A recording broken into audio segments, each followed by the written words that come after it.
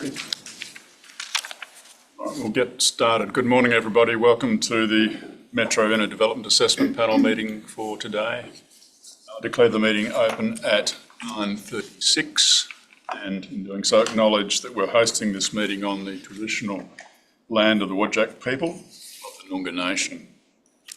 We acknowledge the Aboriginal people as the traditional custodians of Western Australia, pay respects to elders past and present, and the ongoing connection between people, land, waters and community.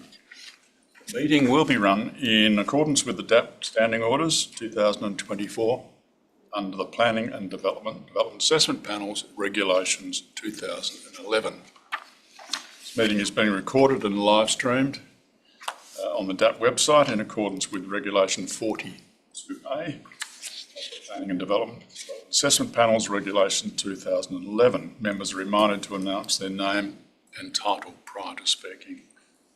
Panel members may refer to technical devices throughout the meeting to assist them in considering the information before them. My name's Clayton Hyam. I'm the presiding member for today's meeting, and with me I have Ms Dale Page, the Deputy Presiding Member, Ms Karen Hyde, the Specialist Member, and for the first part of the meeting we have Mayor Robert Rossi online and Councillor Phil Marks online. I'll introduce the other council members when we get to that item. There are no apologies at the time, no members listed as being on leave of absence, and minutes from previous meetings are available on the DAP website. Moving to Part B of the agenda, the City of Belmont items. Declaration of due consideration. Can all members confirm that they've duly considered the material before them today by raising your hands? Thank you. Okay. Disclosures of interest.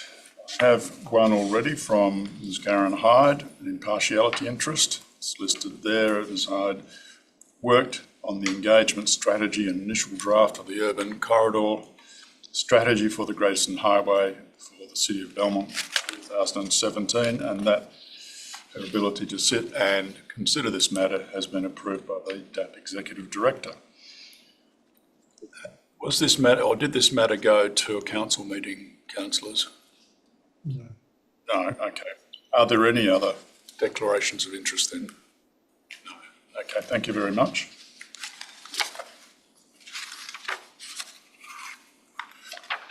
Right, we'll move on to the item in Miles Road. We have one presenter. Can I remind the presenter that you have 3 minutes in accordance with the standing orders. So, Sean Morrison, I'd like to do your presentation. Thank you. Good morning, everyone. Sean Morrison, General Manager of Advisory at the APP Group, the planner on the project. Here with my colleague Emily, my other colleague Owen, who's the project manager, James from Parent Group representing the owners and the proponents, Adam from Roxby Architects, who's the architect on the project. So I'm here speaking in relation to item 3.1. Exceptionally brief. In short, we're very comfortable with the recommendation, including all of the conditions. We had some minor points of clarification which we resolved directly with the officers. And also wanted to thank the officers in the city for their exceptionally efficient handling of the application, and they're very collaborative and transparent both pre and post lodgement. And just to tie that off, this project is fairly critical to Toyota WA's operations. There is a kind of related development a few hundred metres down the road, also on Miles Road, which is being imminently completed, which will handle the kind of parts for the network, which will effectively relocate existing operations on this site to that site. And then this site is going to be redeveloped to expand and enhance the pre-delivery functions for Toyota WA's operation, which involves final checks and tweaks to vehicles and so look, the proponents are keen to get on with the development, and again just reiterating the exceptional recommendation and the conditions. Thank you, Sean. Questions? Are there questions of Sean? Tap one, presiding member. Thank you, Karen Hyde speaking. Mr Morrison, condition 9, which requires prior to occupation, it talks about the public art concept stroke strategy. Are you clear what's required at that point? Sure. We have talked about this to some degree with the officers. So that condition itself, the wording's not entirely clear, but the advice notes probably make it a bit clearer, or the relating condition does. So it's quite clear to us and happy to be clarified with the officers that prior to the building permit, we need to provide effectively an outline of the type and location of the public art that is to be provided in accordance with the dollar value specified in other conditions or advice notes. And then only the installation is required prior to occupation, and we're comfortable with that. And you're comfortable with the time frame for that? Correct. Okay, all right, lovely, thank you. Further questions of Morrison? No? Thank you for that. Thank you very much. To the officers now. Thank you, Chair. I'll be also brief with my presentation. I think our RAR, which all the panel members have reviewed, I think outlines key planning matters that were considered. I believe that the discussions we've had with the applicant, we've talked through a few of the conditions which have been resolved, and happy to take any questions from the panel. Yeah, thanks, Nick. Questions of the officers? Yes, just a few points of clarification, if I may. So the beginning of condition 5 requires a sustainability report to be prepared by a consultant, and the end of the condition requires the sustainability report to be endorsed by a consultant. What are you seeking to achieve with that condition? What is your expectation? Yeah, so this was one of the conditions we also discussed with the applicant. So the intent behind this condition is they will first prepare a report, a consultant will prepare the report, and then it will then be implemented. And again, normally what we would see in the report is the sort of incentives being shown on the plans and sort of what it is that they're proposing, and then through the implementation we would then get sort of confirmation of that. Okay, so are you seeking the same consultant to endorse that they've done what they said they were going to do? Is that what you're doing? Because to me, it just sounds like you're getting the same consultant to check their own work. So previously, the letter of endorsement would come from the same consultant to show that they have in actually implemented the proposed things that are shown in the report. Okay. Moving on to conditions 14 and 15, would these not be better suited as advice notes? Is that 14? 14 and 15.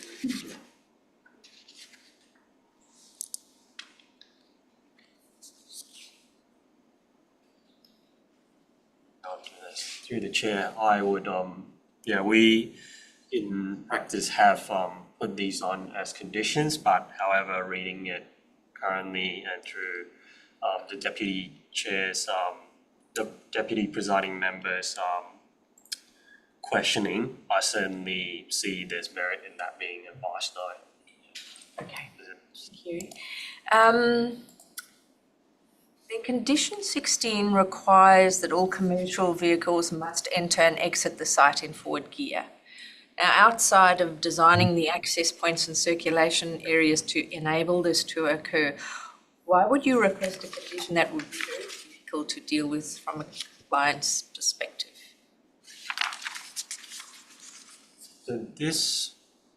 So again, this is a through the chair, this is a standard condition that we've applied, especially in industrial zone or commercial zones, to prevent obviously trucks or truck drivers who perhaps are trying to do sneaky maneuvers.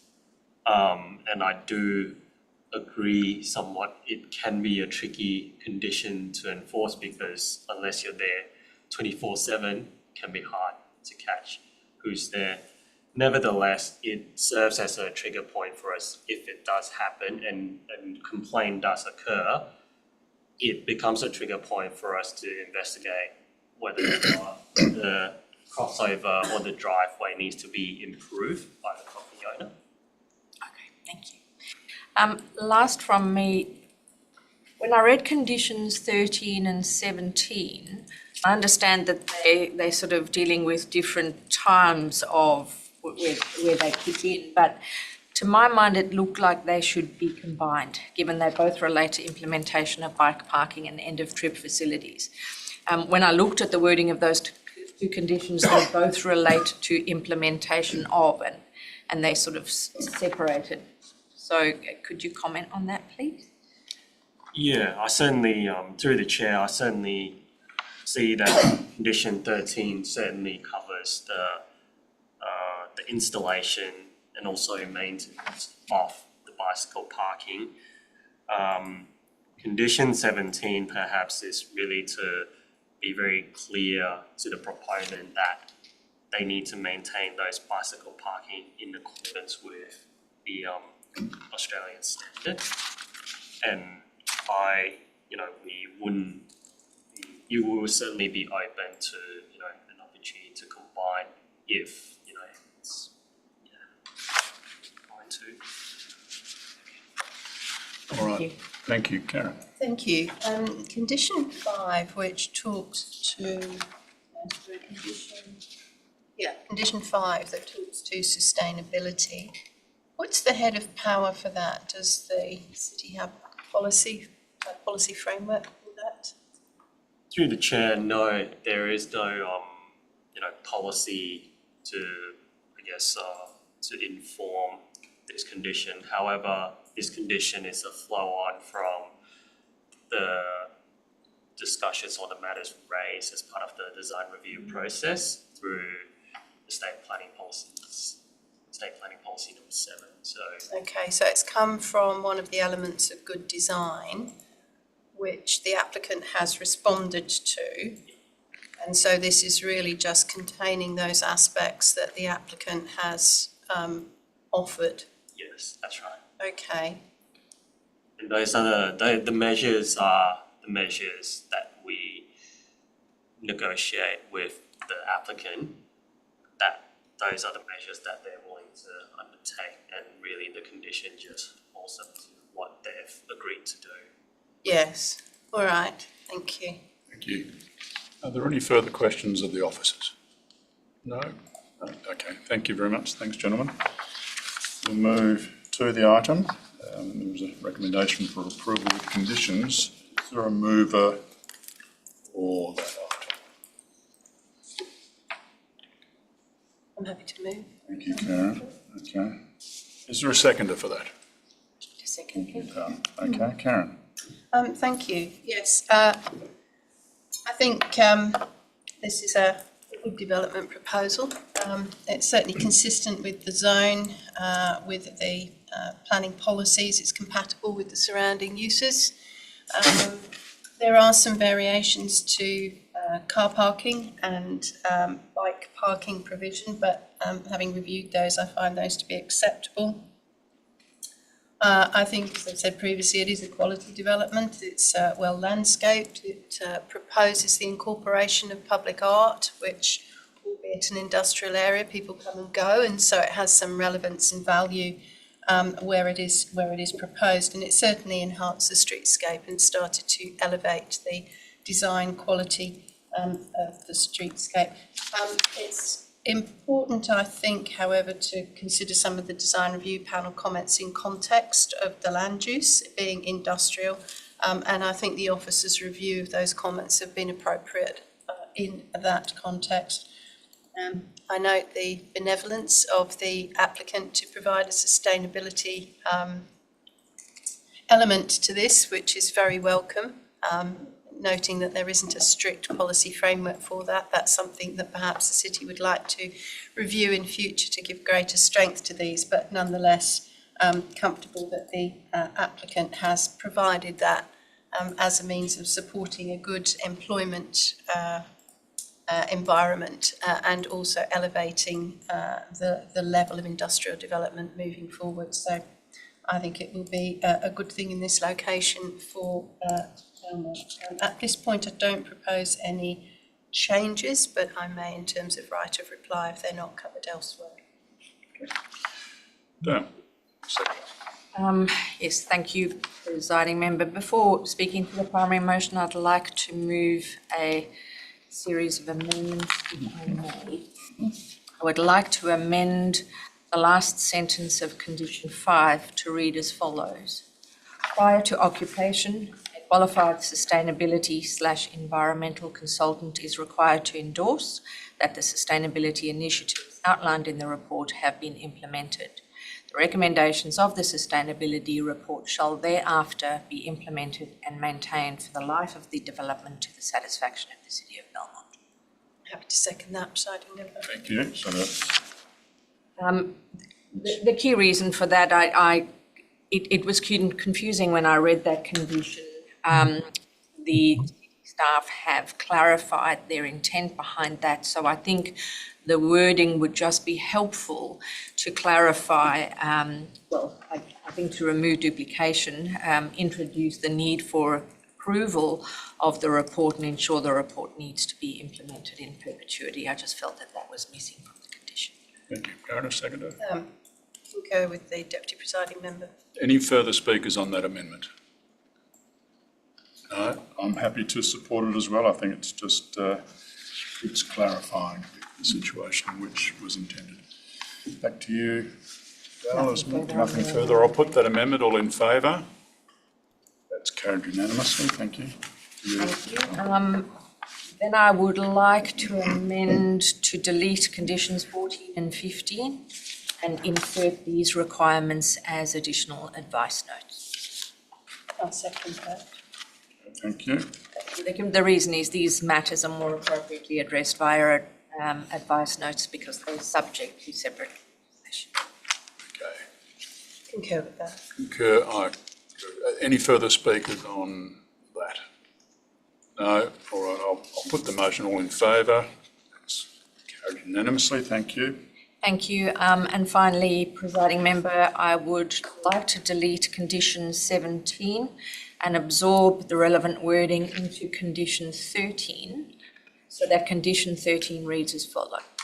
Prior to occupation or use of the development, all bicycle parking and associated end-of-trip facilities shall be provided as indicated on the approved development plans and in accordance with specifications outlined within Oxford's Guide AP R527/16 Bicycle Parking Facilities Guidelines for Design and Installation and Australian Standard 2890.3 2015 to the satisfaction of the city. These facilities shall be retained in perpetuity and maintained for the life of the development to the satisfaction of the city. Is there a second? So I'm happy to second. Thank you. Presiding member, the reason is the amendment just consolidates two separate conditions that seem to be requiring similar things to the one. It just makes the wording clearer. Thank you. Any further speakers? No. Councillors? No. All right. I'll put that amendment. All in favour? That's carried unanimously. Still with you, Dan. Thank you. Back to the primary motion. I'm happy to support the recommendation. The land use isn't changing. It's a proposal to add to and improve what already exists on site. The design is of a high quality, particularly for an industrial site like this one. Although the city's design review panel didn't provide a further review and updated commentary on the amendments that were made following initial design review, I feel the applicant and the city have appropriately demonstrated that the principles of SPP 7.0 have been met. The proposal largely aligns with the requirements of the applicable planning framework, and although there is a parking shortfall proposed, the information provided by the applicant and the usage survey done by the city demonstrates there'll be adequate parking to service the development. So happy to support. Thank you. Thank you. Further speakers? Councillor Marks. Thank you, Mr. Chairman. I'd just like to congratulate parents. I think they've done a great job again. They have been developing in our council for some years now. Matter of fact, you're looking at probably 70 or 80 years. Mr. Perrin himself was a great believer in Belmont, and we thank him for his work that he's done there. This is exactly the type of thing that he has produced over the years. It fits well with the other industrial positions that we have in Belmont, and I'm very happy to support this. Thank you. Thank you. Councillor, Mayor Rossi, did you? Okay, look, I'm happy to support this. It's note the planning framework there and the industrial zone, even though it's a discretionary use and it's existing use, which is well-run development already, and it's being upgraded and expanded. The design addresses the issues such as setback, access and landscaping. And while there is a parking shortfall proposed in this development, the site demonstrates that the proposed parking is adequate, so that the history from that site is quite clear. I note the apparent that the applicant has responded to the DRP comments and made amendments which have made the proposal a much better proposal. So I'm happy to support it. Back to you, Karen, as the mover. Thank you for everyone's comments. As I said before, I think this is a good development, and I'm happy with the amendments that we've supported, because I think it's provided some clarity to those conditions, and particularly as we move from implementation into final stages of maintenance and ongoing developments. It's important to make sure that that continues long after the conversations have ceased between officers and applicants. So comfortable to support as amended. Thank you. I'll now put the motion as amended. All in favour? That's carried unanimously. Thank you. Moving on to item 4.1. Some people coming in. Thank you.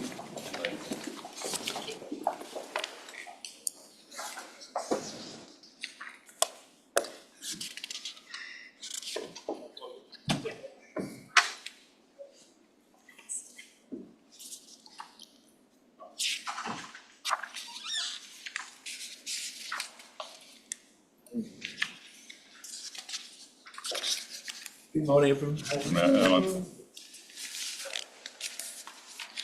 Alan. I lost my client.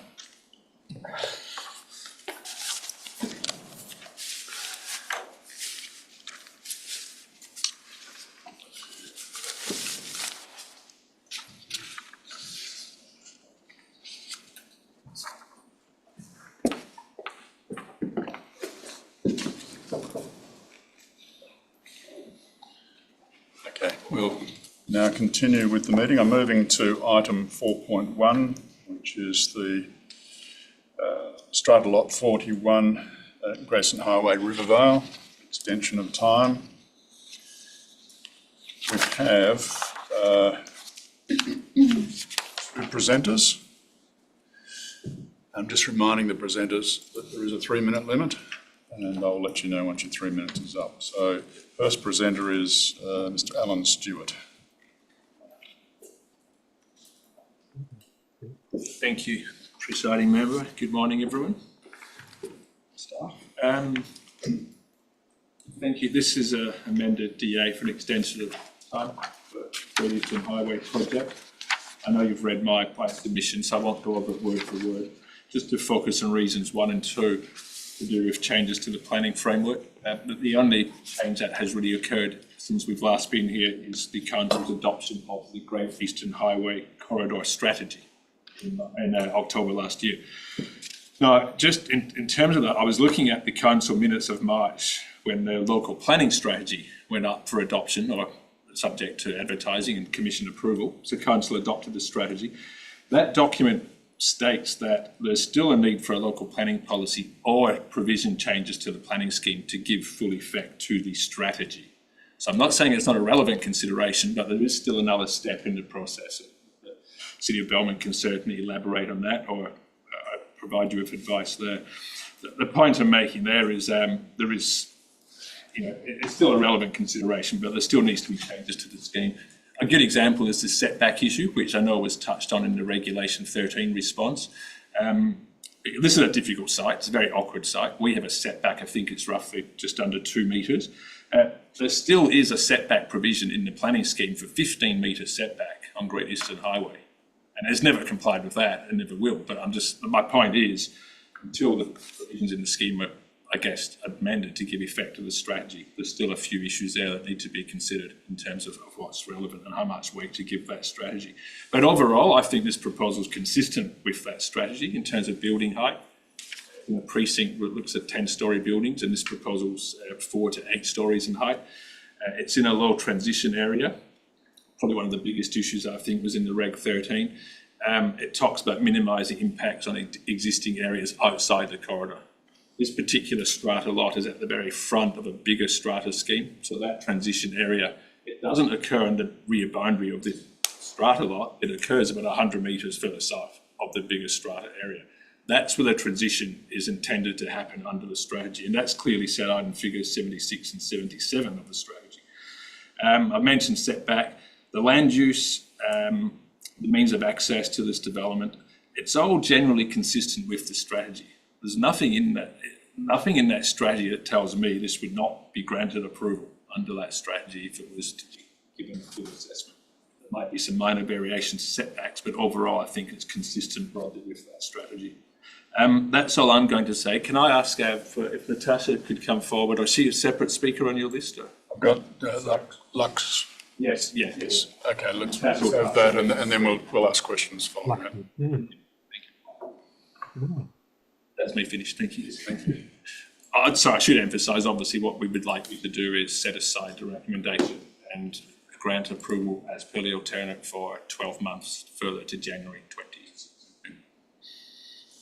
Hello, so my name is Natasha Luciano. I'm the Director of Next International, which is the project manager for this project, but I'm also the Director of Lux, the owner of the project. So in relation to, just sort of further from Alan's explanation, we had our building permit issued, was issued on 21 November 2024. After the deed of access and indemnity was signed on the 8th of November, and we've been working diligently with the city to have the Forward Works building permit issued, and that's been the key reason for where we are today. But once we did receive the permit, we had a very short period of time to mobilise on site and substantially commence. You would have seen the bullet points that I submitted. I hope you've read them all. I didn't want to go back through them all, but I'll just touch on some key elements. So during the 2-year period between 19 December and 2022, when we submitted the building permit, and 21 November 2024, when we received it, all consultants and contractors engaged for the Forward Works program were effectively on standby, but we couldn't begin until obviously the building permit was issued. Commencing works under the Forward Works building permit prior to the DA expiry would have posed significant risk, given the time frame did not allow for achieving the city's threshold for substantial commencement. And there's 2 basements in this project, and substantial commencement, according to the definition from the city, would have been more than just piling, but it required initiation of structural works on the next structural level, specifically construction on basement 1. So in a 6-week period, that just was simply not feasible. The timing of receipt of the Forward Works building permit was for reasons outside of our control, but all our consultants and contractors are presently engaged, and we were always intending to instruct them to proceed. We remain committed to progressing the development, and we'd like to commence. Thank you, Natasha. Questions of the presenters from panel members, please. Councillors, not? Okay. Karen. Thank you. Thanks for the presentations. According to the Forward Works, the implementation plan, could you advise me where you're at with the precast walls that you were instructing to be prepared off-site? I was going to ask my technical person to get up, but essentially we haven't started the project because of the basement, so we need to get to site. Okay, so I'm just looking at the implementation program that you sent us, and I think you were supposed to be constructing the precast walls off-site in March, and civil works were due to start on site in May. That's correct, but we can't start on site until the development approval is extended, so we can't get to site. So that's what I was explaining before. There's significant risk in us going and manufacturing the components of the hotel before having the before having the DA extended, because of the cost involved, obviously, in being able to go ahead and construct panels of a building ahead of the project going ahead. Okay, so you first applied for a building permit in 2022. That's correct. What took the time up until November last year for that to be permitted? Anthony, did you want to step in for this? Yeah, I can. And explain it? I'm just going to ask my technical to step in, and we'll both respond to this. Yeah. Hello, I'm Anthony Pickley, and I've been working a lot with the City of Belmont. Essentially, we've been working through with the City of Belmont to understand the technology and how the project operate.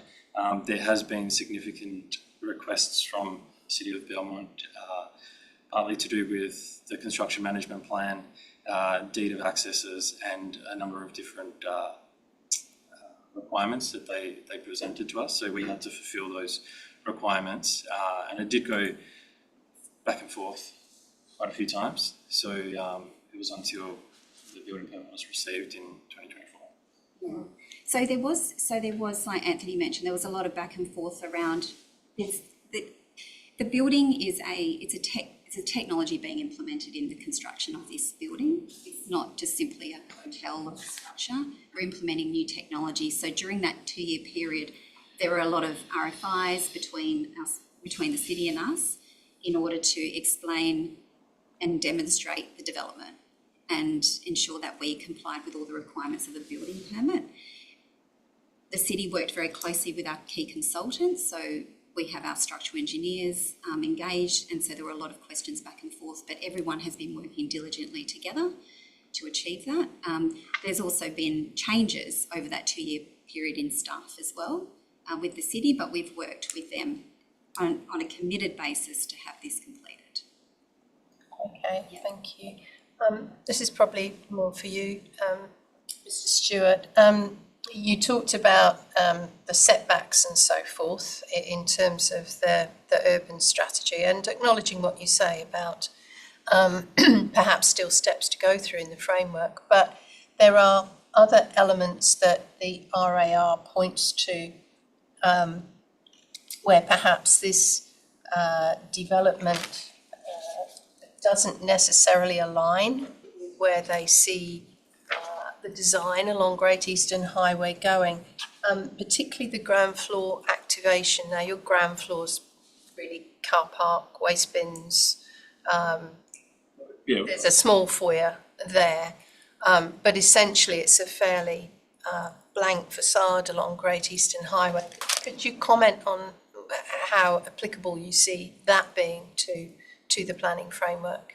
Yeah, there's certainly an expectation to activate the frontage to Great Eastern Highway probably under the existing planning framework, and now including the strategy. I don't think probably too much has changed there. You are right that part of that frontage at ground level has some services and parking. I wasn't involved originally, but it is a very difficult, awkward shaped site. So that infrastructure has to go somewhere. I think the design has done its best to have a decent active frontage to the highway with the lobby and the pedestrian landscaped area and the lobby of the hotel. So maybe approximately, maybe not quite half of that frontage from memory, about half of it. But regardless, I think even if you looked at the new strategy, I don't think much could be changed on that design given the awkward constraints of the site. Okay, I'll leave it there. Thank you. Further questions? Please. And the city might be able to answer this if you can't. So when I look at the plans for the previous approval, it shows that this was for a Wyndham hotel. Is that right? Okay. Now, I seem to recall that not that long ago, this panel considered a development application for another Wyndham hotel, not far away from this site. Are you aware of that? So, And I guess the reason I'm asking the question, I'm curious whether there in reality are going to be two Wyndham hotels on Great Eastern Highway so close to each other. So the Wyndham, without knowing all of it, what I am aware of, the Wyndham Group own a number of different hotel brands.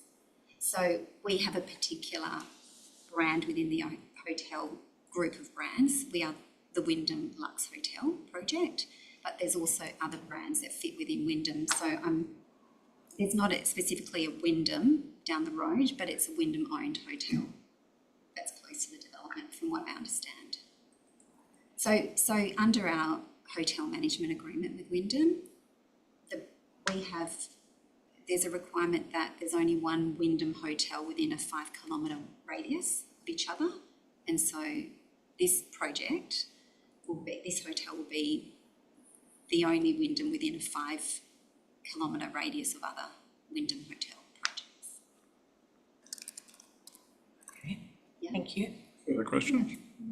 Just one other from me, again to Mr. Stewart, and again, taking account of what you were mentioning in terms of the overall lot and the corridor as such. However, in terms of the regs, which have been around for a while now, how do you see this build being compatible to the existing residential development next door in terms of the things to be considered under the regs, which have been a framework in place for some time? Yeah, I think it's documented in the RER, but some of the considerations to do with overshadowing and overlooking. There's obviously a little bit of an issue there because the existing development's 2 stories and it's probably well overdue for redevelopment. I noticed a comment about overlooking. I mean, if the hotel rooms do have a 3 metre setback, which is entirely consistent with the residential design codes, if you had apartments with bedrooms, the visual privacy setback is 3 metres. So I guess there's a compliance issue there, I think which is acceptable. And at that density, without having the I don't believe the overshadowing provisions apply. So I think there's some issues, I think, but overall, I think given, again, the size of the site, its orientation, its position on this property, I think it's a reasonably good outcome in terms of how they've dealt with those interface issues. I don't think a lot has changed in the planning framework since the last time. Okay, thank you. Mr. Stewart, or based on the submission made by the receivers of Lux, it just seems to be an exercise in trying to save value for this property so that it can be sold on. What's your response to that? So NXT International is proceeding on the basis that we've always intended to progress this development. It's a demonstration of our technology and we are committed to that and that's why today we are presenting on behalf of the Lux project and there's been a withdrawal of that submission. So we are progressing to the development and NXT Tech Limited has a particular interest in seeing it progress. And so we're working through that to ensure that that hotel project proceeds. Yeah. Any further questions? Councillors? No. All right. Thank you very much for that. Move to the officers. I just want to take questions and then comments generally, or? Do a brief introduction. Okay. So I'd just like to again begin with acknowledging that the parties have had a chance to review the city's RAR and the R13 response. I believe the documents have outlined the city's position and identified the fundamental planning concerns that we have with this proposal. Again, happy to take any questions and to respond to any points in the deputation we've heard today if needed. Okay, thank you very much. Move to questions of the audience. Yes, Karen. Thank you. I think in one of the earlier DAP approvals, some of the conditions required amendments to plans, and I think one of them was to do with parking, which was provided in 2017, but the landscape plan required of that 2017 approval wasn't provided until 2020. What's before us today? Does that include those amended plans? Through the chair, so the plans would be the ones on, I believe, the 2017, so there was an amendment where there was some plan changes, so there would be the stamp plans. The city have cleared conditions which have other plans to clear the conditions to get the board building permit. Okay. Would you like to, in follow-up to the applicant's response to my question regarding the time lapse between the 2022 application for building permit, which was within the DA approval time period, and the final granting of that in November, could you comment on the issue of the discussions that took place? Were they unusual? Is there a particularly unusual technology being provided here? Is it new to the city? Is it something that required, that time frame to lapse? Certainly, I'm probably best placed to fill in the gap in terms of the brief timeline of what's happened since the lodgement of the forward building permit forward works. So essentially, due to the limitation of the site and also the front of the site adjoining Greyston Highway, there was a challenge presented in their construction plan that they certainly didn't have the room on site to accommodate the 2 basement level works. So they needed to actually occupy the verge area both on the city's side and also on the main road's side as well. So they needed to actually consult other state agencies to make sure that any traffic mitigation through their construction works are approved by the state agencies as well as our internal officers. And that's involved or tied into the construction and traffic management plan condition, which is condition number 16. As part of that formed the large discussion during the 2022 period, is essentially for them to provide the documents so that they could demonstrate during the construction that it could be done with all state agencies as well as the city being satisfied. And so going to November 2023, that's when the manager from our infrastructure services provided a draft deed to the proponent to review and sign. With that also comes with a bond to be paid as well. Now, that document wasn't signed and ultimately executed, and bond wasn't paid for until leading up to November 2024. So I would say between 2022 to 2023, that the bulk of that period was more consultation and making sure that it would work to help inform the deed.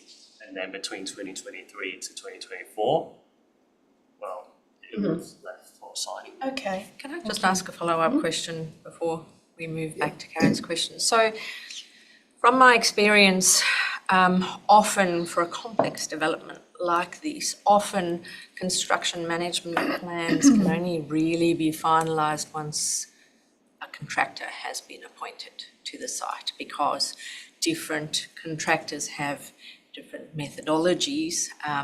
So to your knowledge, has a contractor been appointed? Have they been part of the process of the construction management plan and the deed? Yes, certainly, because that's where the deed could only be signed, and all those I suppose construction program and the details of the works could be demonstrated. So there were a contractor appointed for it. Further questions, Nothing Karen? more from me. No, good. Thank you. No more questions?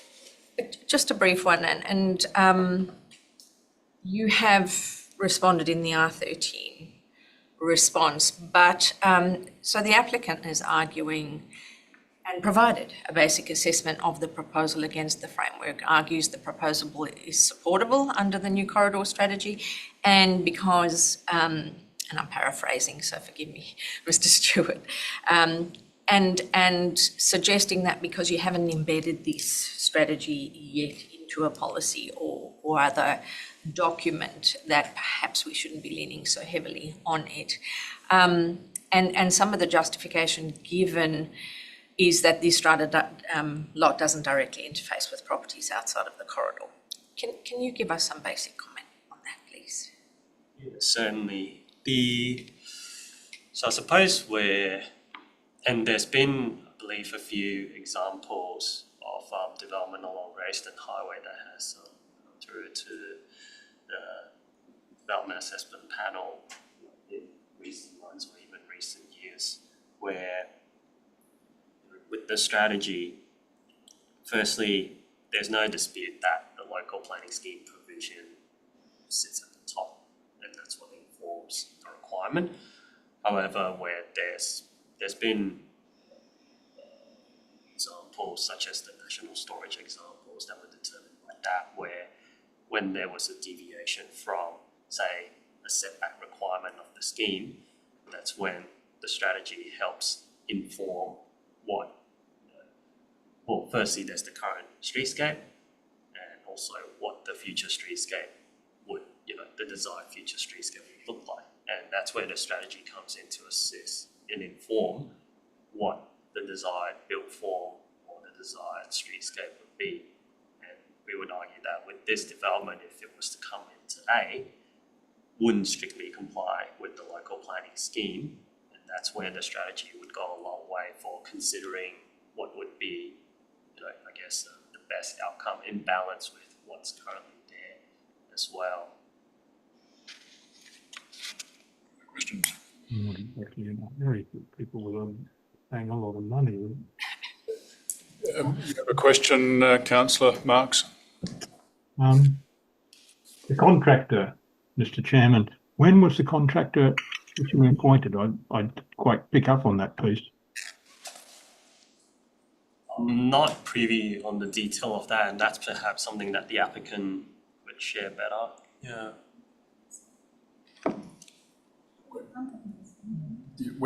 Yes. Yeah, so the contractor was appointed when the building permit application was made in 2022. Yeah. 2022, Councillor Marks. And sorry, am I meant to speak? No, not at the moment, thanks. Just further questions of the officers? Yeah, just one, sorry, Mayor Rossi. Thank you. Just going on what the other member just raised before, to my officers, about interface, it backs on to a former motel that's been, each room has been individually sold. So there was a comment about that needs redevelopment, but my impression is that's going nowhere. Could the officers comment on that? Yeah, through the chair, to our knowledge, there's been no news on that particular portion of the site as well. That's the voice I can say, Karen, you had a question. yeah, just, sorry, one further follow-up in terms of the streetscape. And again, following on from Mr. Stewart's response to my question earlier, one of the perhaps observations and criticisms in the RAR is about the extent of blank wall or service facility at the ground level along Great Eastern Highway. Mr. Stewart's response, as you would have heard, is that yes, that's certainly something under the current framework, leave aside the urban corridor strategy, but believes that they've done enough. What is your measure in terms of having an activated ground floor? So through the chair, short answer is, I don't have, I wouldn't know where to begin to measure that. However, what I will say to that is the details of whether or not the activation is enough would ultimately be done, or at least worked through via a design review process and through the design principles of the 10 key design principles of getting good outcome. So that's where it would work on, because what I believe is it's not as simply as having activated facade. The inside of the building plays a key role, Of course. and through the design review panel process, working through the functionality principles as well as the aesthetics, all that comes together to inform how that would work. And it is the officers believe that if this was to be a new application that comes in today, there is a very high likelihood that the identical application that's in front of us might not get through, because once it's gone through the design review process, there may be several issues that they need to work through. Okay, thank you. Nothing more. No more questions. Brandon, how close do you think they are to actually digging something out of the site, getting on site? If we go them a 12-month extension, do you think we'd be back here in 12 months' time? Through the chair, I think that's probably a question best asked of the applicant. I just wonder, from your city's point of view, Obviously, whether you think it's close. I suppose what I can say is the development, as we all know, has been granted approval since 2017. Where we are now, where if that runs another 12 months, let's say till January next year, they'll ultimately, the development approval ultimately would have had a 9-year period.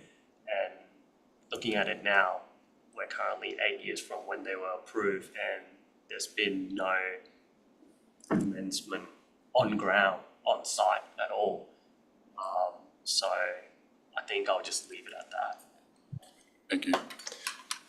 No further questions of the officers? No, okay, thank you. We'll move on to the item.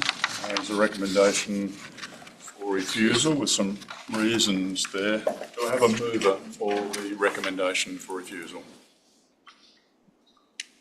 Yes, Dale, thank you. Is there a seconder for that? Karen, thank you very much. Yes, thank you, presiding member. Look, this is a tricky one, because you would hope that an applicant can get something away within a certain time frame. I'm just mindful, if we grant this extension, it would take the validity period to 10 years, which is highly unusual.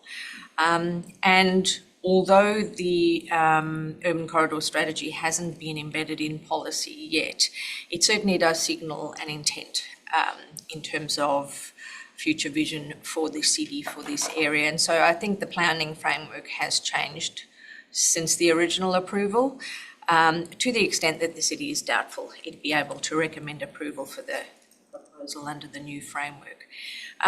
Also noting the reasons provided by the DAP for their previous decision to extend, stated it would be unlikely the DAP would grant a further extension of time, and that was even before the new urban corridor strategy was approved. And then the applicant actually, unfortunately, mistakenly got a bonus year, so actually got another couple of years. I'm just of the view, if the applicant is serious about bringing a proposal forward for this site, then I think it should be redesigned to respond to the requirements of the current planning framework, because not just the urban corridor strategy that has shifted in 8 years. I think it should undergo design review. It's a significant development, and I think a full assessment should be done and reported by. Thank you. Karen. Thank you. Yes, I concur with the deputy presiding member. And this has been through a number, and going back through history, I think it was first brought forward in even 2015. I know we focus on 2017, but I think there is a longer history to this as well. But The proposal hasn't significantly changed since 2017, albeit that additional information has been provided. I note that, but it's of a technical nature rather than of a substantial commencement nature to do with basement parking, landscape noise and other technical requirements.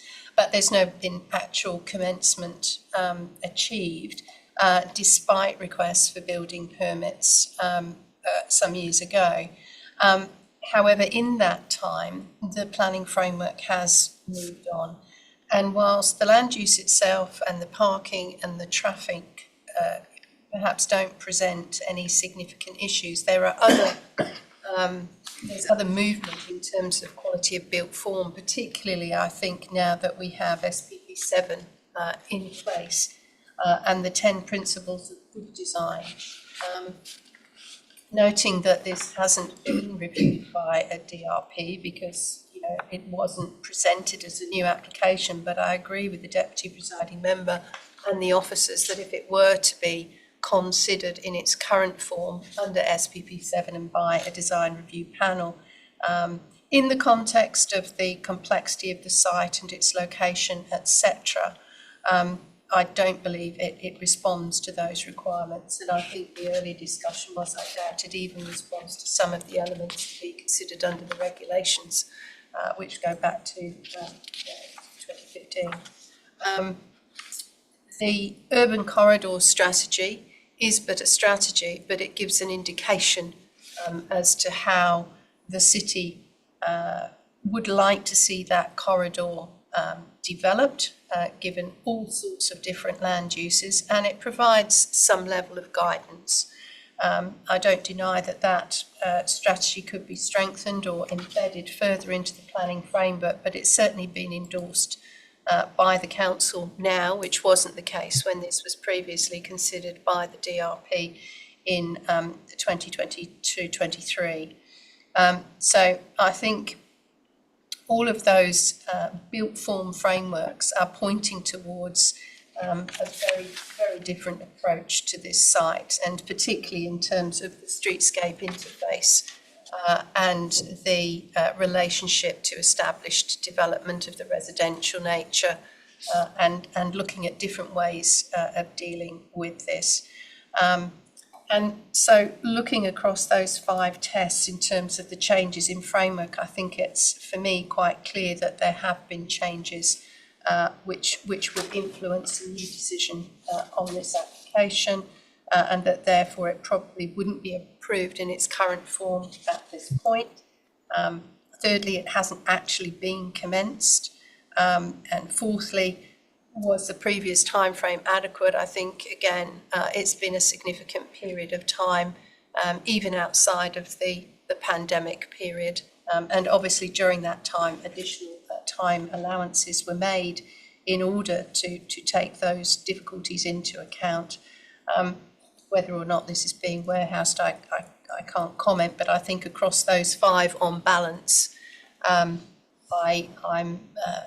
minded to support the refusal. Thank you. Further speakers? Mayor Rossi.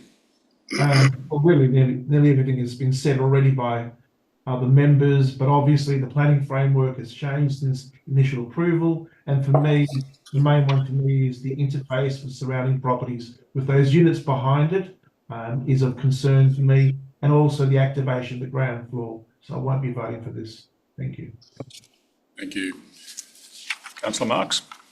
Thank you, Mr. Chairman. I must say that I've been here on the DAP for the whole of this process, I guess we could call it, when it started in 2017.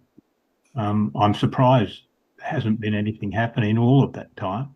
I know the last time it was here 2 years ago, we gave a 1-year extension, and the reason was that it was a difficult building and we accepted that COVID had been involved, and as such we thought they needed another 12 months probably, but that would be it.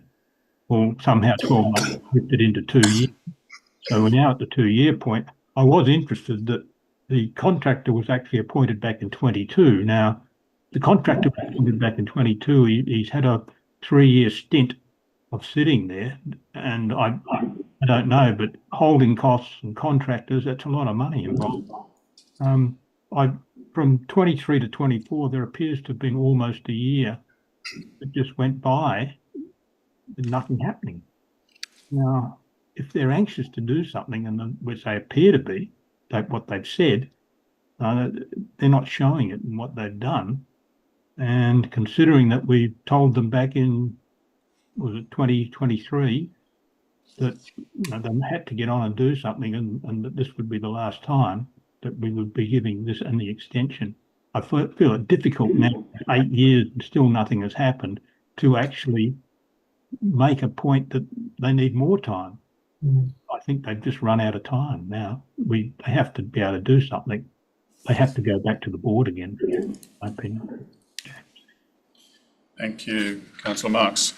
I too support the recommendation for refusal. I was involved in this on a number of occasions in the past, and I think on the most recent one where I thought we had given it a 12-month extension, it ended up with a 2-year extension. Not exactly sure how that occurred, but it occurred.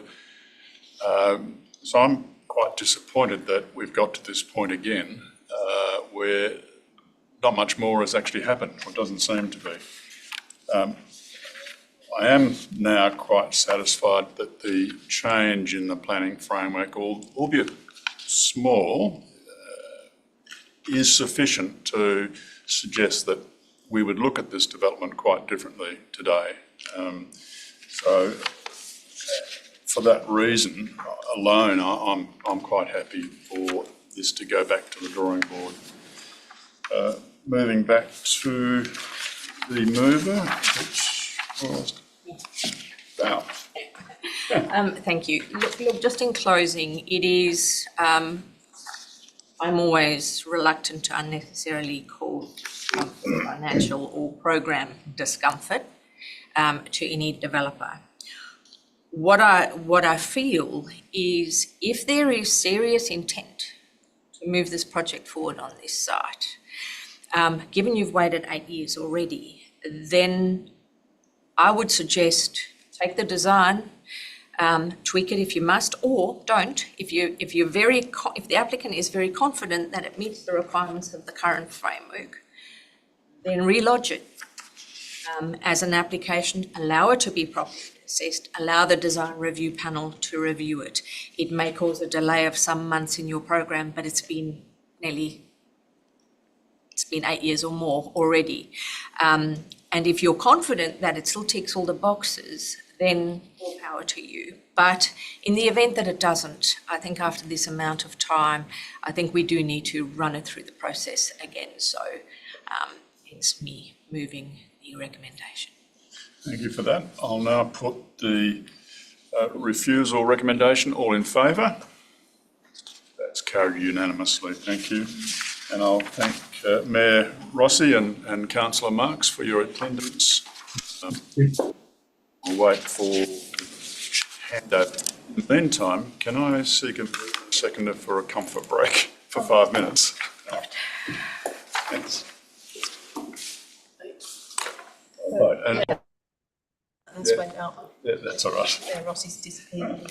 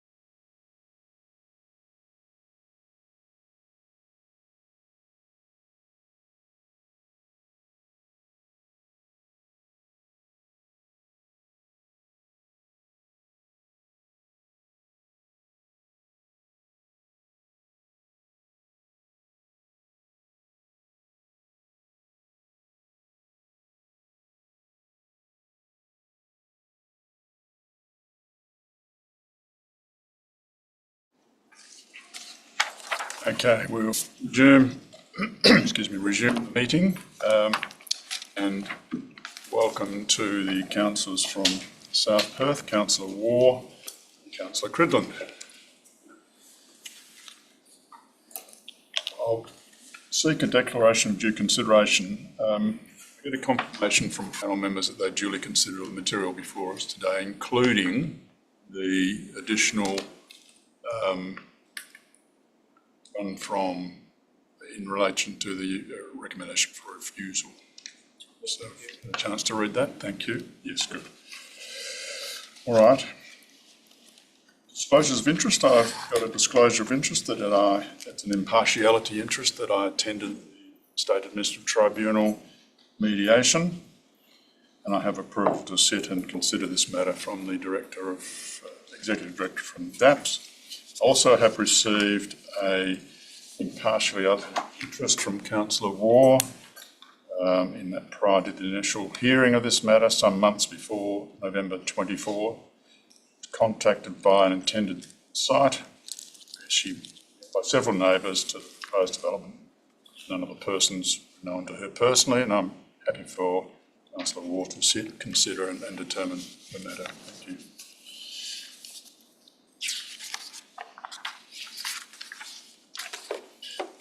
Okay.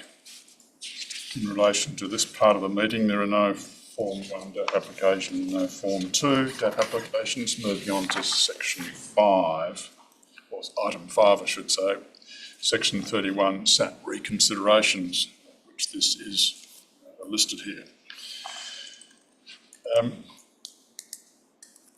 We've got a number of presentations this morning, and the standing orders require us to limit you to 3 minutes, so I'll be quite strict on that. I will be timing it, so when your 3 minutes is up, I'll ask you to wind up your presentation. The first presentation is one from Brian and Melva Harris, but Anna Kirk is going to present on their behalf, I believe. Is that correct? Yes, thank you. Thank you, Anna.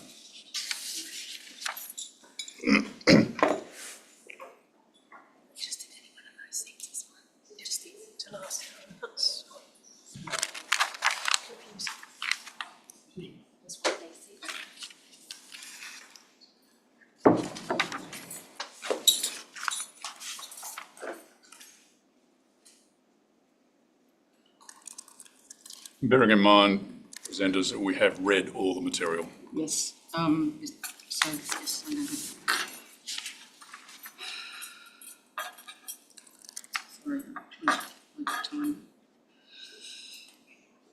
Good morning, panel. By way of introduction, my name is Anna Kirk. I reside next door to Brian and Melva, directly across the road from 44 Park Street.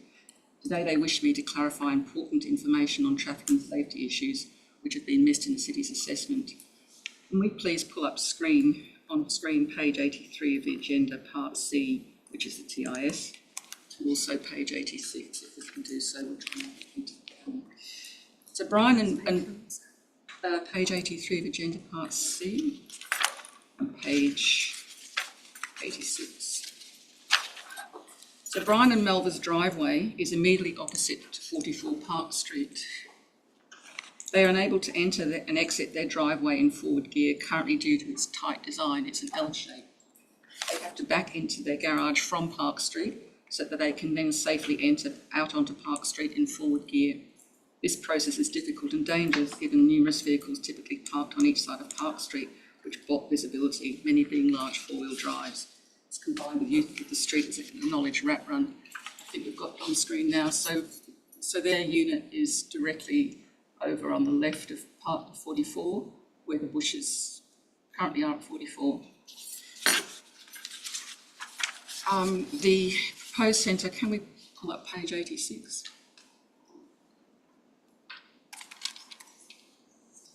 Sorry, on this particular slide, the existing driveway is a horseshoe, which means that people get in and out of 44 without impacting Brian and Melva. The new proposal involves the current 44 Park Street driveway being changed to a single entrance. You can see it's sited directly opposite embedded unit. It would be on an angle with verge landscaping to the south side, which presents further access and visibility issues to the car park from vehicles coming up from the south. Also, there is no footpath on the eastern side of Park Street. A new footpath connection is proposed to and from the centre from the west side at the south side of Brian and Melba's front driveway, adding to access, visibility and safety issues. We refer to the DAP decision per MIDAP 152 for Vincent Street West Leaderpool for a two-storey childcare centre. This was refused by DAP, taking into account a multiplicity of issues, including human issues to an aged resident caused by parking and access issues that would have compromised access by allied support and health services. Brian and Melba also fit into that category. Their daughter has also advised that she finds it challenging herself to get in and out of her parents' driveway safely. She has to back into the driveway as well, and points out there's often great big utes obstructing the vision to the north and south of her dad's driveway. Coupled with the cars parked on either side of Park Street is particularly unsafe, and goodness knows what it's like with cars and service vehicles backed up waiting to enter the childcare centre. We thank you for evaluating these matters appropriately. Thank you, Brian and Melba. Spot on 3 minutes. I can do my own. Well, I guess we can't ask questions of that presentation, so. Well, I can answer them because I know them intimately because I'm next door. So if you really want to... Are there questions in relation to that presentation? No, thank you. Anna, your turn. Okay, so I'm me again, and I reside opposite 44 Park Street. So I want to point out the current proposal has retained the originally tabled pool form, being a capacity of 86 places, but noting as being for 78, so as to claim a reduction of 10% in numbers.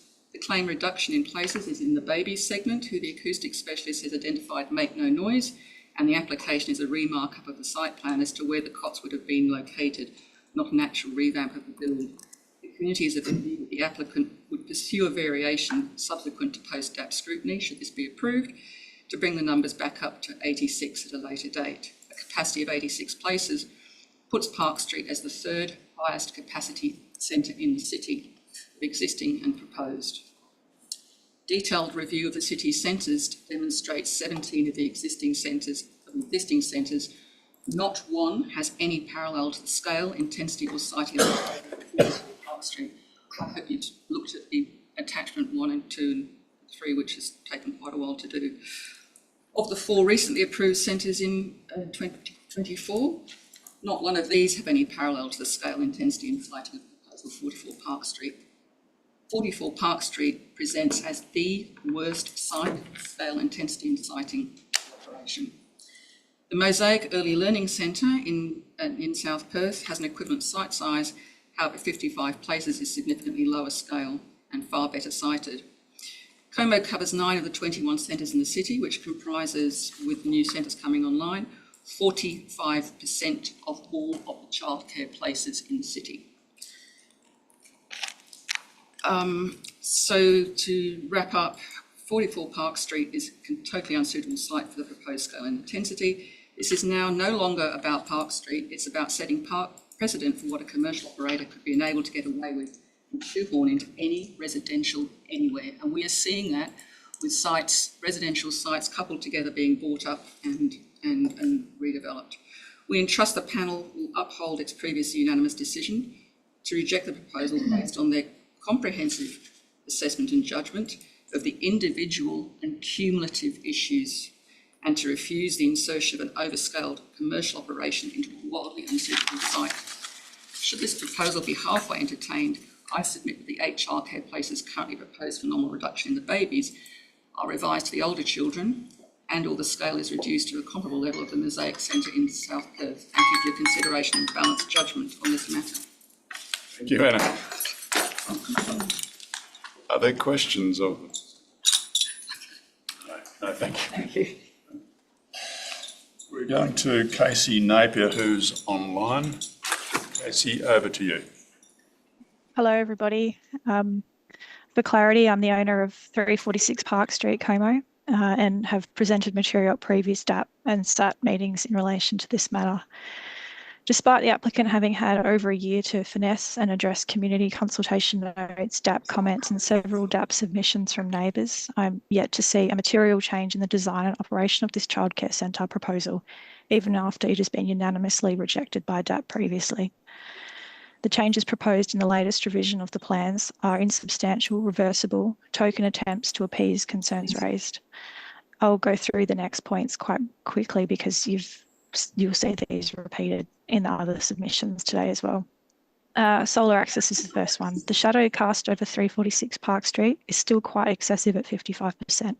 I strongly disagree with the notion that significant portions of my property are non-inhabitable, and it is essential to recognise that the living area has north-facing windows and the large obscured window captures light from over the fence, noting the carport roof is high and peaked and does not inhibit light. The higher window funnels light through the day across the living area too, so much so the TV gets a glare in the morning. And given it is a small home, the loft area is usable space too, and not for anyone to question otherwise. Same goes for the backyard. Majority of my house will be in shadow during the winter, according to the plans. And this is the one part of the year where solar access is most desired. Noise. Further to solar access issues, noise remains an issue too. The latest modelling suggests my backyard is expecting to receive over 40 decibels during the day. And the comment, and I quote, "It is recommended that an assessment of the mechanical services design be undertaken to ensure compliance with the regulations," end quote, is rather concerning too. There are plans for 3 air conditioning units to reside on the south side of the building, plus kitchen services, all metres from my front door. There are many other activities that will be undertaken along this fence line as well that emit noise. The impact is real here, and I again disagree with the notion that noise is manageable, especially when the noise management plan is not yet prepared, and furthermore is at the discretion of the City of South Perth. Reduction in numbers of children is a token effort to resolve the parking issue, and there is no material change to noise. Given the building has not changed in design, the number of kids can still be returned to 86 or more. Similarly, the opening hours can easily change. As the Prime Minister would say, and respectfully, there is an element here of taking the piss. The colour of the fence won't fix this. There are unreasonable cumulative impacts to neighbouring properties, and several items have just been made subject to management plan, which is at the discretion of the City of South Perth. Finally, the sequence of events over the last year or so has not filled me with any hope that this is a responsible operator who wishes to embed themselves into this lovely community with good neighbourly relations.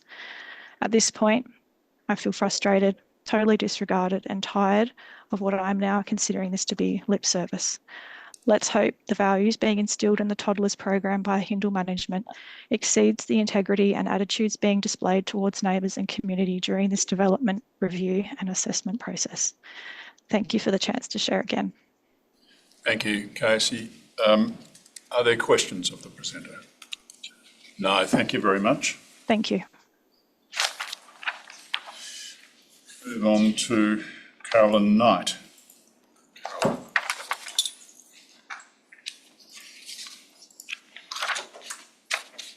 Good morning, panel. Our residence at 11 Baldwin Street is immediately behind and shares the entire common eastern boundary with the proposed development. The new RAR is totally inadequate as the developer's ticker-box checklist apparently justifies an oversized commercial facility being crammed into the middle of a street in a residential zone. The developer's response that most of the items of concern have been addressed is unacceptable. The overall footprint of the building has not been reduced, perhaps to cater for future expansion plans, which the City of South Perth would no doubt gladly approve, as they have failed miserably to protect residents' interests at any stage of this process. So scale and bulk issues still remain. In the landscaping plans, a 1 metre planting buffer is proposed, and this is totally inadequate, and it does not specify what this planting will be. I'm very suspicious that anything of substance will be planted to mitigate noise. Remember, the fence is only 1.5 metres from our habitable areas, and the main bedroom alone contains 7 opening windows, 5 of which are adjacent to the boundary fence. The proposed first floor play area is not enclosed and now features a bicycle loop, mulched play area and musical instruments amongst many other play items. The cumulative effect of the noise from the upstairs and ground floor play areas will be immense, remembering that this is a residential area. Where can we go in our house to escape the noise? The need for a 2.4 metre masonry fence to mitigate the impact of noise upon our residents is a red flag. Because of the difference in elevation between the two blocks, this prison wall will be above the eaves of our house. If such extreme measures are required, it's the wrong location for such a development. Apparently, the noise level is deemed low level and slightly louder than office air conditioning. Really? I mean, the latter is surely just white noise and not comparable to the constant noise of children. These are just words to make the development sound palatable. The management of the number of children in outdoor play spaces is impossible to police, as there are no noise or operational management plans provided. A condition which requires the management of children's behaviour essentially means the development is wrongly located, as this would strike at the very essence of the development's use. The footpath in Park Street is on the opposite side of the road to the childcare premises, so anyone with a pram or walking a child will have to cross at the new proposed crossover, where the traffic danger and congestion will be at its worst. This important safety factor has not been addressed. The parking management plan still relies on a ridiculous electronic signage system to notify when the car park is full. So cars will be hovering on both sides of the street, waiting to get access, and this will exacerbate an already hazardous parking and traffic situation. So in light of these glaring flaws, I hope DAP will refuse approval of this new RAR. Thank you. Thank you. Are there any questions of the presenter? No, thank you very much. We'll move on to Bill Knight.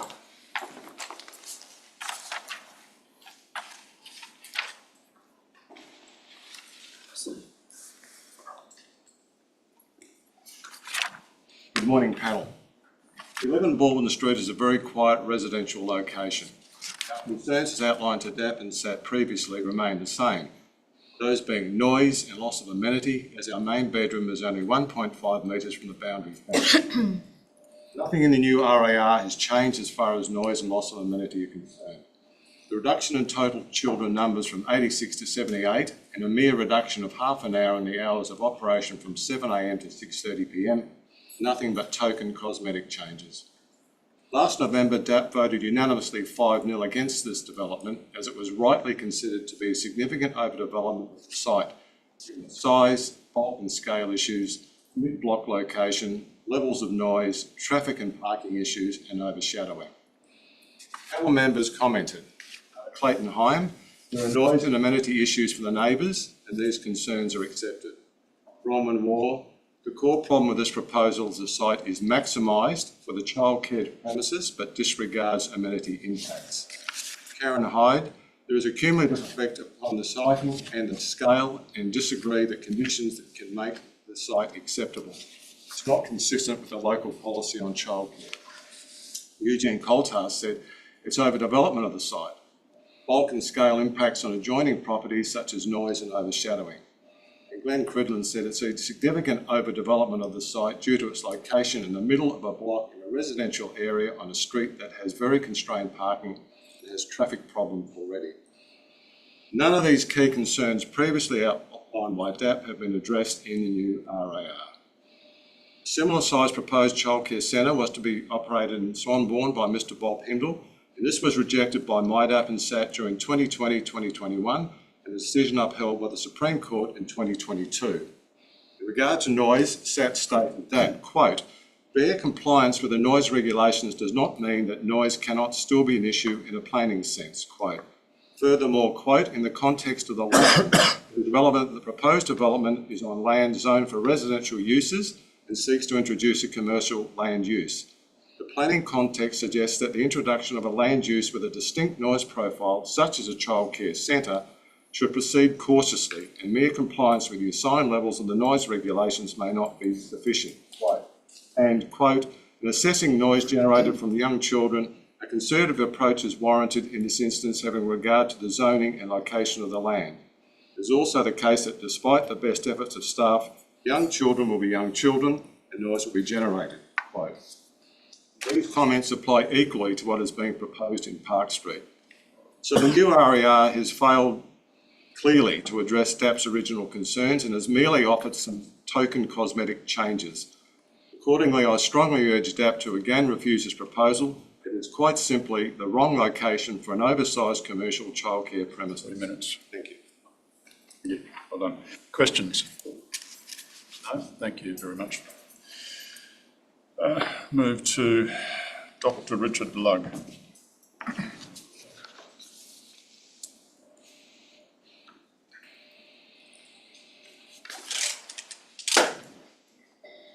Good morning, panel.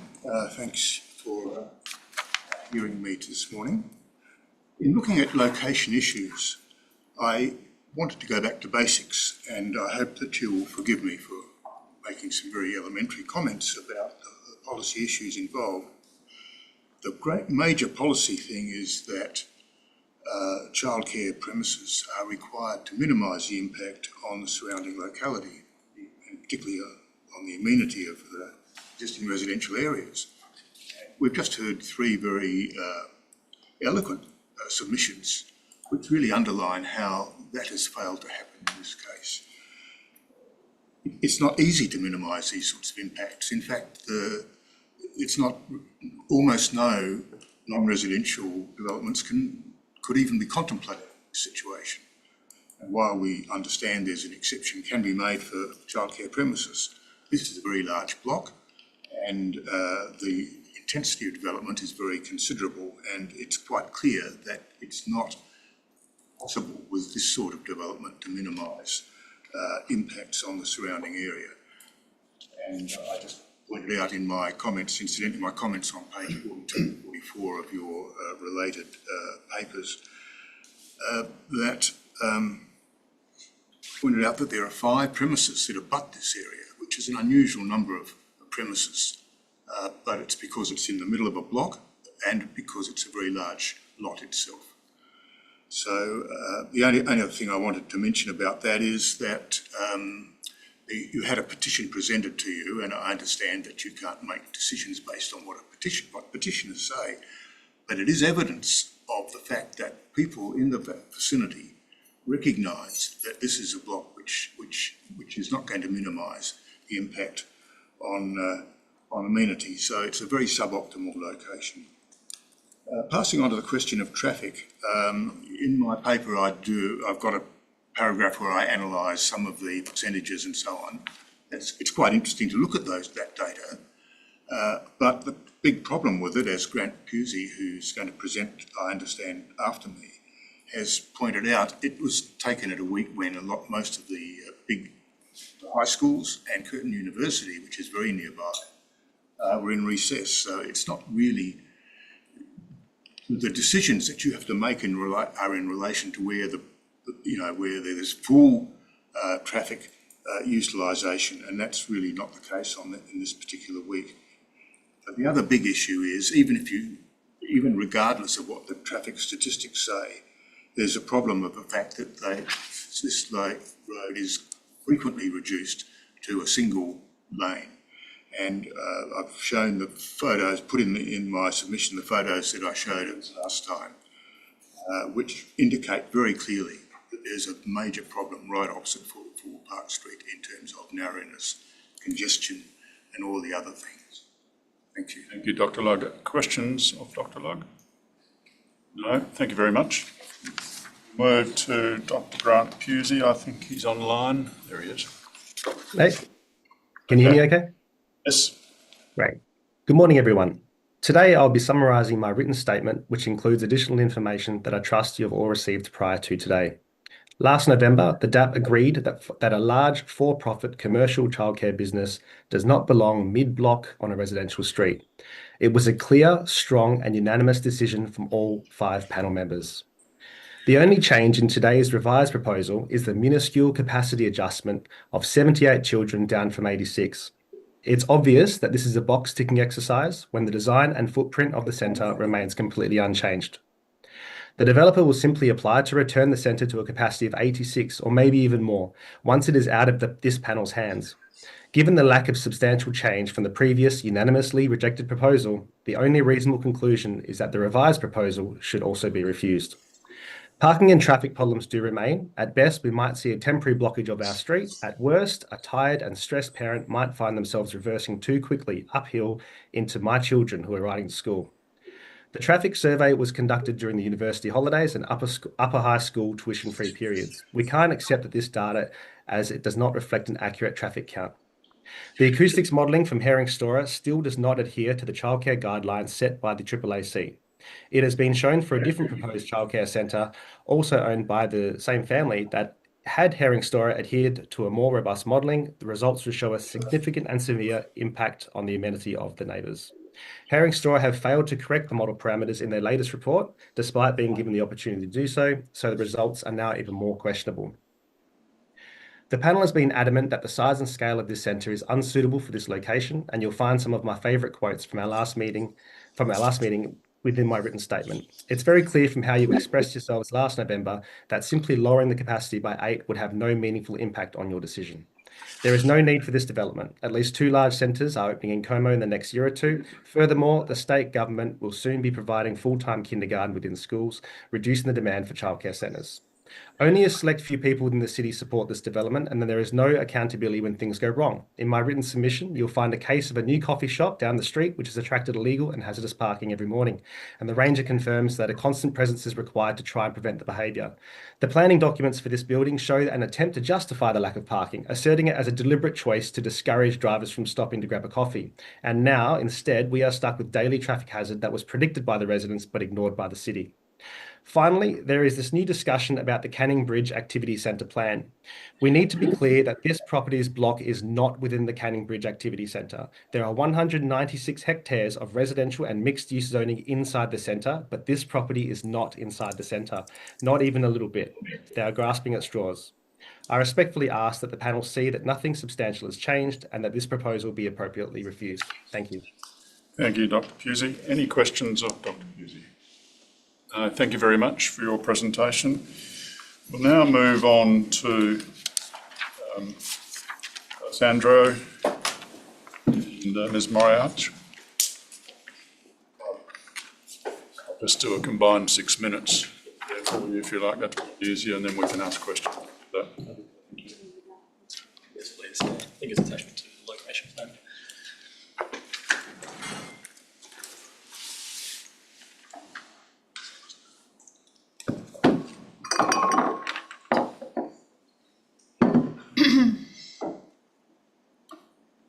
Okay, thank you, presiding member. Good morning, panel members. I'm the applicant of the childcare premises proposed at 44 Park Street, which is before the panel this morning, with a recommendation for approval as set out in the city's RAR. I've got limited time, so I won't waffle on about the content of the RAR or its attachments, but of course, myself, Belinda Morrich, Darren Levy, and Tim Reynolds, and Janni Darui are available to answer questions or provide any points of clarification about the materials as required by the panel. What I do intend to offer is some points in relation to the submissions made by the previous presenters to assist the panel with a merit-based assessment of this proposal. Consultation has had a big influence on the trajectory of this project, but the details are important. When this application was consulted, 119 letters were sent out and 18 responses were received, of which 17 were objections and 1 was in support. The panel has heard 7 presenters presenting 6 properties this morning. Of these, only 2 properties share a boundary with the subject site, being that of Mr. and Mrs. Knight along the eastern boundary, as can be seen on the image, and that of Ms. Napier along a portion of the southern boundary. The other 4 are along the western side of Park Street, with some detachment from the site, and especially that of Mr. Pusey, who lives at the northern end of Park Street, some 30 to 40 metres away. I clarify this point because the assessment of amenity impact is entirely relevant to the property in question, and for a merit-based decision to be made, this needs to be taken into account. I'd also like to respond to a few other specific points raised by the objectors. The objections made by Mrs. Kirk regarding the design, size, scale, etc. of other childcare centres throughout the city of South Perth unfortunately have no relevance to the subject proposal. The characteristics of those existing centres, which range significantly in age, could have been informed by a number of factors, including an unknown planning framework in force at the time when they were approved. It's up to the panel to consider this proposal against the planning framework of the day, which includes the city's local planning scheme 7 and their local planning policy for childcare premises. In that regard, a common theme throughout all of the objections is reference to whether a mid-block site is appropriate. This matter is not referenced in the state's position statement, which was recently revised, or the city's scheme or the city's policy framework. In this instance, the city has determined that the subject site achieves all locational and site characteristics criteria under its policy in recommending approval. There are examples of mid-block residential zone sites that have been approved for childcare in the last 24 months. The other issue I need to clarify is an objection made by Mr. and Mrs. Knight regarding the height of the eastern boundary fence. It's essential that we clarify this fence was increased to 2.4 metres high at the request of Mr. Knight after the first DAP meeting when this proposal was deferred. The fence was not increased in height to achieve compliance with privacy or acoustics. To now hear that they have an issue with the fence is disappointing, but it's important for me to clarify that a reduction of 2.1 metres will still easily achieve acoustic compliance and privacy compliance, and we'd have no issue with this being done through condition if the Knights no longer wish to have a 2.4 metre fence along their boundary. Aside from these specific points, the other issues raised by the objectors are addressed through the very comprehensive information available in the RAR and its attachments.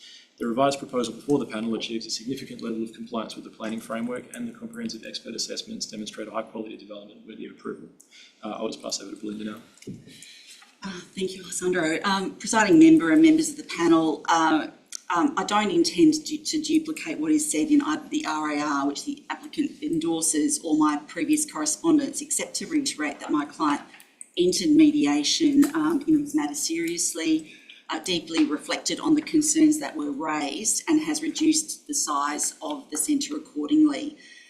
This morning you have heard that from the objectors that they say that is lip service. The reduction is 8 places. That equates to about $240,000 worth of profit per year for this centre. So it can't be said that that it is lip service. It is significant and substantive in terms of both the impact on the project, but also we say has reduced the perceived concerns relating to impact. This morning I intend addressing some of the points that have been outlined in the deputations against the proposal, namely need, noise and future amenity.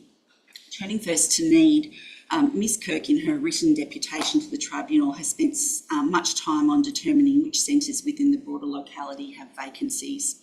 It appears that this exercise has been undertaken to show that there is no need for the proposed centre. As all of you would know, having had, with those of you with children who have required care, the fact that there are vacancies doesn't necessarily mean that there is no demand.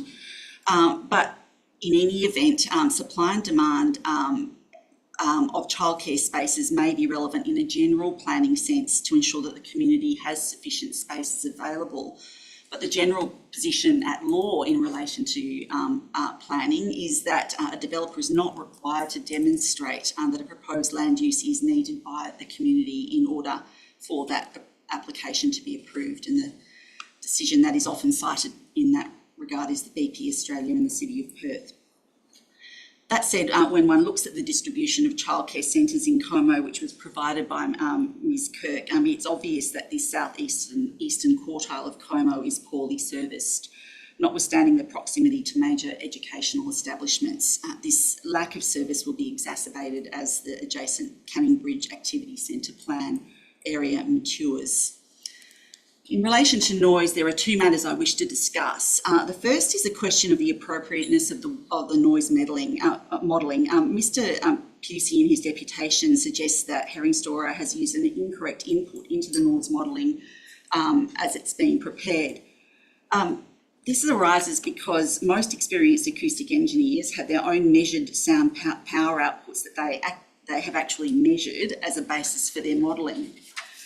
Yesterday, I went back and pulled out all of the acoustic reports for childcare centres I've been involved with for the past 15 years, and there were 4 acoustic consultancies involved, and all of them within a decibel use the same power output for childcare centres. That said, and to avoid any criticism of that approach from the decision that Mr Pusey referred to this morning, the Sharon versus Metro West DAP decision, Mr Reynolds prepared the most recent report. Presiding member, I would request a little bit longer if that is appropriate. We have heard about 20 minutes from objectors, and I think we're at 6 for the... I'll give you another 2 minutes. Thank you. So Mr Reynolds prepared the most recent report using the sound power output levels in the Association of Australian Acoustic Consultants.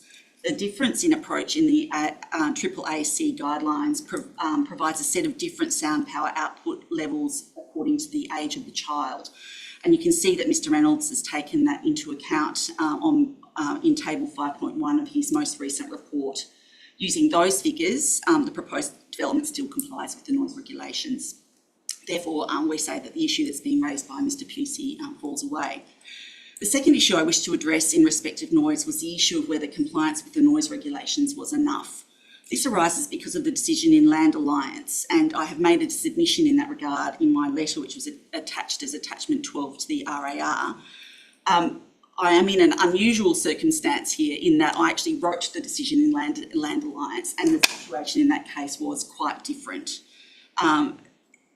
There are circumstances where the noise regulations may not be sufficient, but that it relates to the nature of the noise at the time of the day. And in that case, the concern that was raised was the number of because of the very early opening time of that particular centre, the number of car door slams occurring in the nighttime period under the noise regulations. So we say it's not relevant in this circumstance. Finally, turning to amenity, as noted in my written deputation, this site is coded R30 under the most recently operative local planning scheme number 7. Good, wind it up. Thanks, Ms. March. And we say that this area, this property is in an area of transition, and therefore the DAP needs to, in determining amenity, consider the future amenity against those planning frameworks. Thank you. Thank you very much. Questions of presenters? Yes, please. Starting on my left. Thank you. Ms Morich, just the comment you made in your submission and the comment you closed on was about an area in transition. I'm just curious, given there is likely in future to be more density on this street, isn't this more reason to be cautious about approving a proposal that may exceed the likely traffic generation from a resi development on this site or exacerbate the issues that may already exist on Park Street? This may well be better answered by Mr Levy, but at this point the road is very, very much at the lower end of its capacity, and so that would be the first thing I would note. Most of these, the encouragement in most local frameworks to allow childcare centres within residential areas is to encourage people to be able to be within a walkable catchment of them, and particularly when you see that very end of the activity centre down in the next block, you can see how that would be the case in this circumstance. But I think most relevantly is that the City of South Perth's planning framework requires a certain number of bays, and this development complies with that requirement. Thank you. So, anything else you wanted to add? The other thing that I'd add to that is the character and the function of Park Street, and this was obviously stated in the attachments to the RAR as well, but Park Street is properly classified as an access street C under livable neighbourhoods, and based on the information even that the objectors have provided, it's operating as designed and as intended. To give you some characteristic-based information, an access street C is intended to accommodate parking on the pavement on both sides and a central passageway for vehicles to go through if necessary. The minimum pavement width is 7.2 metres under livable neighbourhoods, and the actual pavement width is 7.8 metres. So there's actually a fair amount of generosity in the design of Park Street. And in fact, if you look at the photos that were in Mr Lugg's presentation, I think it actually shows that there's a fair amount of width, even when cars are parked on the street, for other vehicles to pass through. It's a very common form of street design, and the traffic and parking characteristics of this proposal won't change that in any way. It will still operate as intended. I have a few questions about the parking management plan. So that plan talks or states that the sensor system will communicate to visitors when the car park is full. by 2 electronic signs attached to the front fence. And I noted the graphic on page 2 of the parking management plan that shows where those signs will be located. How sure are you that those signs won't be obscured by landscaping or parked cars, and that drivers would actually be able to see those signs and know the car park is full without having to stop or turn into the crossover? And I guess when the driver sees the car park is full, is it likely that that driver will then have to reverse back to find a suitable place to wait, or move up Park Street to wait and then do a U-turn or drive around the block and hope that space isn't taken when they get back? Can I just have some comment? Yeah, sure. I'll start and I'm happy to pass over to Darren. So we actually shifted the sign to the front fence for that very purpose, to make sure that it's visible. And as you know, there are also sightline requirements with the height of landscaping. So it's maximum 75 centimetres shrubbery. So it's going to be within that sightline area to ensure that it's still visible from coming from all angles. I guess the important point there is we've got a compliant number of parking spaces on the site. So instances of that actually occurring are going to be very, very low. And I think the question that you've posed is really no different to if we had compliant parking plus a reversing bay on site. Because if the car park was full, someone had to go on site to use the reversing bay, what do they do at that point? Do they wait in the car park? Do they go back out to the street? In this case, it's actually better, because if people can see that the car park's full before entering the car park, Park Street is such a generous width in terms of its design that there would be sufficient space for them to stop next to the curb. And they'll be instructed by the centre when they enrol that rather than parking on the street, they should actually wait for someone to come out. Darren can talk to the typical length of stay of visitors when they're dropping kids off, etc., to kind of talk through that as well. Yeah, I think perhaps the misconception that's been commented coming through is this idea that it'll be full and people will park on the street. The reality is, as Alessandra just mentioned, there is enough parking on site. So the likelihood of a car arriving and it being full is very remote. It's not as if there's a 3-bay shortfall and it's going to happen regularly. So the likely behaviour is not that someone will park on the street, it's actually that they'll stop in the crossover. They'll pull in, see that the sign says that it's full, and they'll know that they're actually just waiting for somebody to reverse and leave, which will only be a matter of 30 seconds or whatever it might take because of that irregularity. And so I don't expect that it will be, oh, it's full, I better park on the street. It'll be, oh, it's full, I'll wait in the crossover. The likelihood is that if it's full, they'll see that somebody's getting into the car because it'll be that quick to turn over, and it'll be as simple as that. So that's my expectation of how that will function, differently than if there was an actual shortfall and we were trying to use the signage as a way to manage that situation. Thank you. The next question you might not be able to answer, but it is in the parking management plan and you are therefore relying on it to a degree. So the parking management plan states the operator will give proper consideration to local job applicants, so they may be able to rely on alternate modes of transport. So I have a friend who runs several of these kinds of centres and she struggles at times to find any candidates for positions. So how easy is it from your point of view, given you're relying on that in your parking management plan, to get staff to work in centres like these generally, let alone preferential candidates who live in the area? So that's just an added measure. We're not relying on that particular measure to fulfil the staffing of the centre. That's a very common element that falls in a lot of parking management plans that we've done. It's simply to say that when the pool of applicants comes in, if there are people that live closer to the centre, they might be given some preference, or they might be looked at a little bit more closely because of those locational benefits. It's not necessarily that if they don't get applications from people that don't live close to the site, they won't be accepted or anything like that. So it's not a point of reliance on the way that the parking is actually meant to function, more of an added benefit if possible. Yeah, the reason there again is that we are actually satisfying the parking requirement. We're not, and that's... We're aware of that, thank you. So lastly from me, so the parking management plan also states that if there are complaints received, that changes or improvements to the parking management plan will be made as necessary. What would those look like? What are the options for improvement? Well, it's going to depend on whatever the complaints are. It's kind of hard to answer at this point. What do you think of it? Okay, thank you. I think it would depend if it was someone saying that they were having difficulty. I think there was one of the objectors this morning talked about difficulty getting in and out of their own driveway because of the geometry of their own driveway. If we could do something to help that by suggesting that anyone from our centre doesn't park in a particular location on the street or something like that, they're the types of things that you might be able to do to be good neighbours if that was the concern. That, that's a really good one. I guess the other point, which I don't know if it's come through, is I think it was mentioned by Mrs. Kirk that the current dwelling on the site has 2 crossovers. It's kind of got a horseshoe. So by combining those 2 crossovers into one, we're actually going to be creating more space for residents on the street to park, because it obviously does get used quite frequently by everyone else. So I think there's an argument there that we're actually going to be improving the situation in front of the site, because people can't park in front of a driveway, which is currently there. If 2 driveways are combined into one, there's more space along the verge for people to be able to use that space. Thank Further you. questions? Just one last one. So I understand that the city's policy doesn't deal with location, mid-block location or otherwise.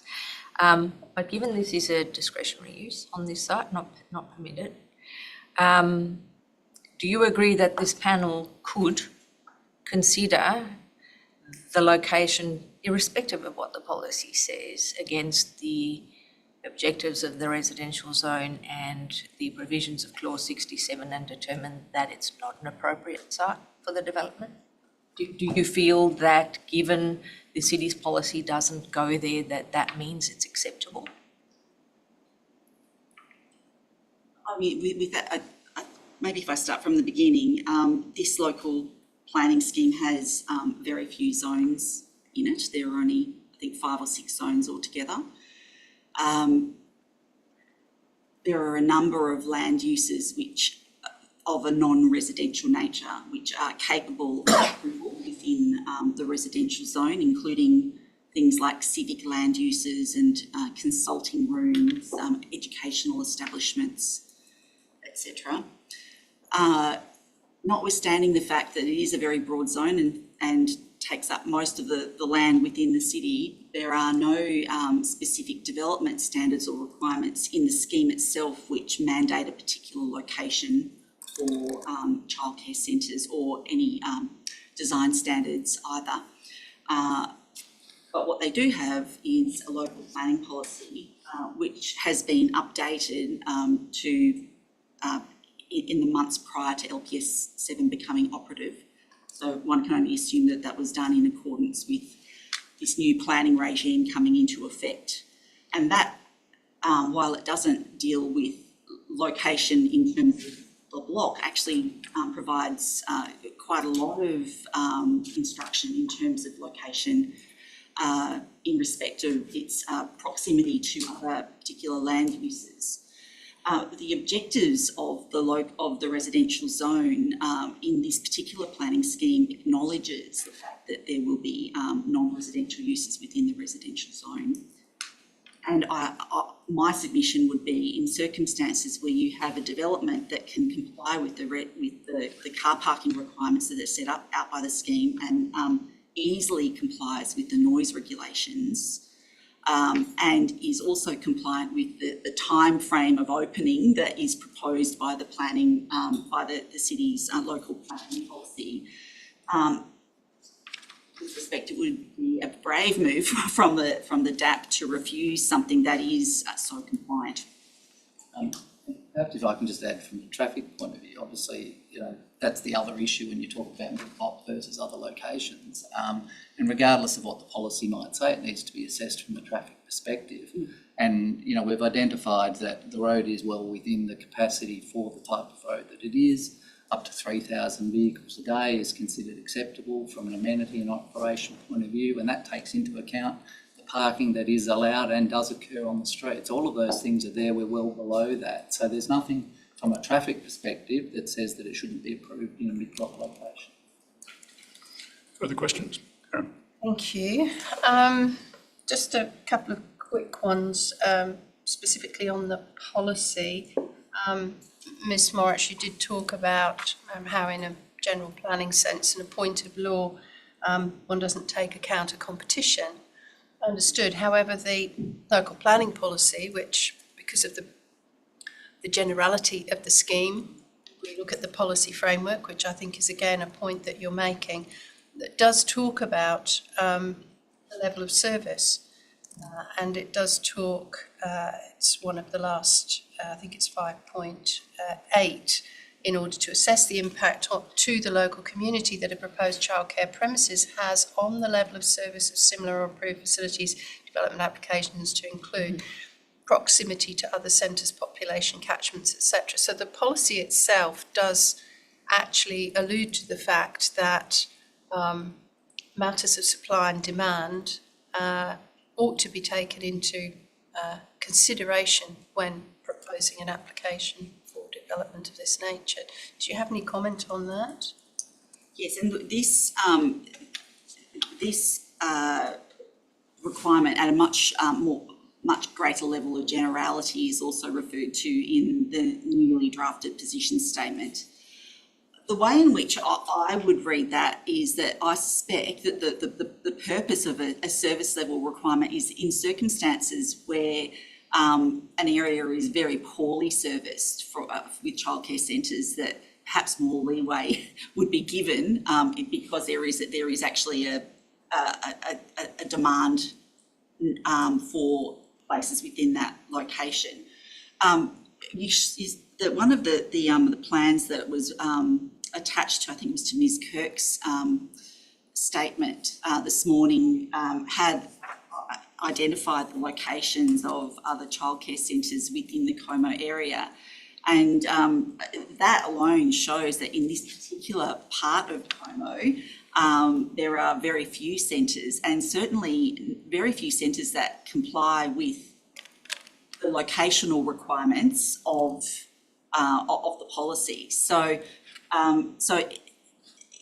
even though there are vacancies, and we accept that in this particular location, and then one of the requirements of this policy in terms of location is that, that it sits within an 800-metre walking catchment of an activity centre or of an educational establishment. And this particular location actually does both in that location, and there aren't many other centres that could do that in this area.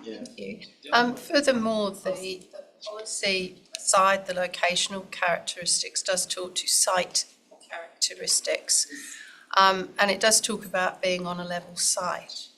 And just before I go on with my question, I'm assuming that you're not levelling this site, that you're actually dealing with the contour, which is quite a significant slope from the road to the rear of the property. Okay. So one of the things that is a consideration is how that sloping site and its particular characteristics lend itself to this kind of development. And, obviously there's some commentary about the height of the rear fence and so on and so forth. But particularly my question is around access and egress from the level of the road to the actual car park, and that slope, that interaction between the site and the road. Again, so there's a couple of questions. One is how has that been taken into account in terms of a car? And not everybody's got a four-wheel drive. Some people have, saloons, which are quite low. How is that sightline capability with vehicles parked on road, left turn, right turn, etc., vehicles approaching, how has that been taken account of?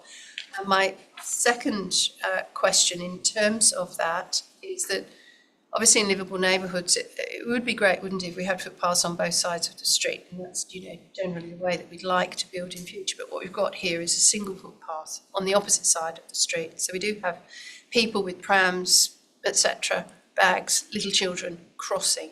So how has the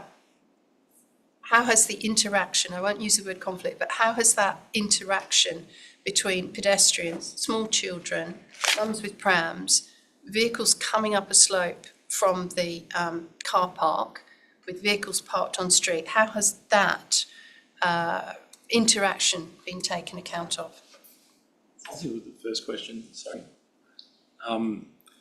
There's actually quite a lot of detail and information on the ground floor plan showing the grade transitions. So when we went through the design review process, this also came up. And we ensured that we demonstrated that all of the requirements of the Australian standards as they relate to slopes, grades, and just general manoeuvrability through the car park would be complied with. So in terms of your first question, the way that the car park and the access has been designed is to ensure that all vehicles, given that it complies with Australian standards, can enter and exit and not bottom out or create any issues as they manoeuvre in and out of the car park. I was just going to say that from a operational and safety perspective, it's really the verge is the saviour, I guess, from the comments you've raised, that it's a wide verge and there's the ability to cater for all that in the verge. So there's no issues from vehicles entering the street and those sorts of things. When you talk about pedestrian crossings, it's not a street type where we would look to put islands or build outs or that. And I'm not asking for that. I'm asking how you've considered the technicalities of those what I was going to say, interacting. If the only issue that would arise is based on on-street parking and parking too close, and the issue would be that, and it would be something for discussion with the city about putting no stopping areas on either side of that crossing if it was deemed to be an issue. There was also a figure in your TIS that showed that a pram rack should be provided on the other side of Park Street as well, so that has been considered. There has been a crossing point identified, yes, but the issue you've raised about sight lines for parked cars would be the next level of detail of perhaps having a painted no stopping section if it was deemed to be a sight line issue. Okay. In terms of changes to the, obviously we know, because we know the site, the U-shaped in and the out, or however that works for the current occupants, there's almost that double crossover, and that's been removed, and therefore there's just a single crossover therefore to the units.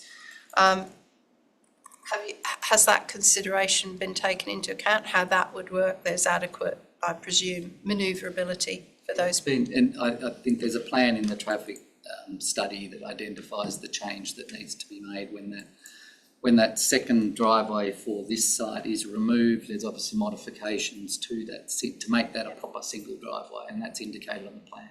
Yeah. Okay. In terms of I'm going on to waste management now. In terms of the bin collection, two questions. I don't think the bin storage has been changed since we last saw this. It was always in that location, I think, when we last saw it. And so there's quite a few, those services are at the boundary almost with those residential developments. But was any other location considered for the waste storage location? We looked at a few options. The reason that the waste store wasn't changed is because firstly it's internalised, which you don't typically see for a childcare centre. A lot of the time you see external ones that are in the car park which don't have the same build quality. In this case we have a bin store that's actually part of the building, and the reason that it's located on the southern side is because it's next to a walkway that connects all the way up to the car park for easy collection and access. I think the important thing to take into account there is the fact that we've got a noise attenuation wall on the southern boundary which is 2.1 metres high. So any use of that bin store, which is within the prescribed periods of the noise regs, is not expected to create an undue amenity impacts. And in addition to that, we're using a slim wall along that side, which has a surface mass of 16 kilos per square metre, which is very, very high. It's actually equivalent to brickwork or even limestone blocks. So this has actually been quite carefully thought out in terms of the position and how it's going to Okay. Why are there two bin collections on a Saturday? I'm not quite clear. What do? They pick up half the waste one part of the collection and then the other part. Why two on a Saturday? Because there's two waste streams. There's general waste and there's recycling. So we have an equal number of bins for both waste streams. And because we wanted to spread the collections out across the week, obviously there was previously a concern with having all four of those collections on 4 different days. Having one collection per waste stream per week and then having one on the Saturday for each waste stream was what we adopted. What I will say though is in previous discussions with the proponent, if we wanted to reduce the number of collections down to one per week per waste stream, we're happy to look at that through an amended waste management plan if necessary.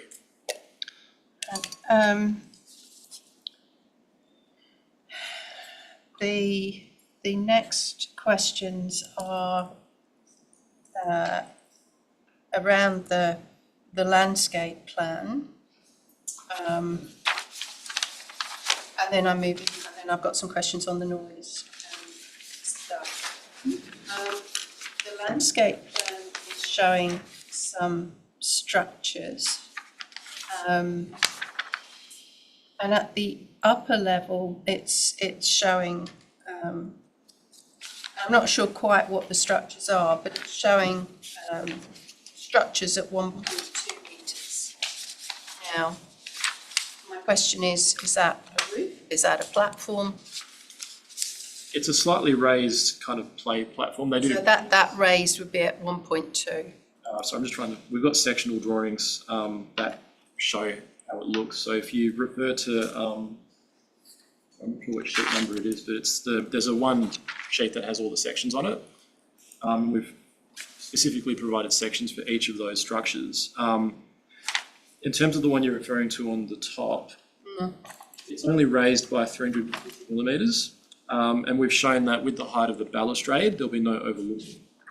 Okay, so the measure of 1.2, I'm not sure what that is then. Where did you see the measure? On the upper level play area in the landscape plan. On the landscape plan? Yeah. Okay. There's no sectional drawings in the landscape plan, so I'd be using what's on the actual DA drawings. I guess just to kind of cover all of that off, the sectional diagram for the upper level does show that the balustrade does the job of securing the privacy. On the ground floor, all of those play structures that are raised, not only have they been acoustically considered, but they're solid on the eastern side to ensure that there's no overlooking as well. So as far as privacy impacts go, that has been comprehensively considered through the design. So they've been acoustically considered if they're 1 metre, but not necessarily if they're 1.2. That's the reason for my question. I can't see anything. Is that on the top floor or the? Oh no, sorry, it's on the section. I think you might be referring to the ground floor. Play structure, top of structure 1200. So presumably you can't get onto the top of that one. It's number 14 on the. We're talking about the upper playscape. That one. Yep, that's on the upper one. I think that's the lower though. That one. That's lower. The slide deck is on the ground floor. The shop. The shop?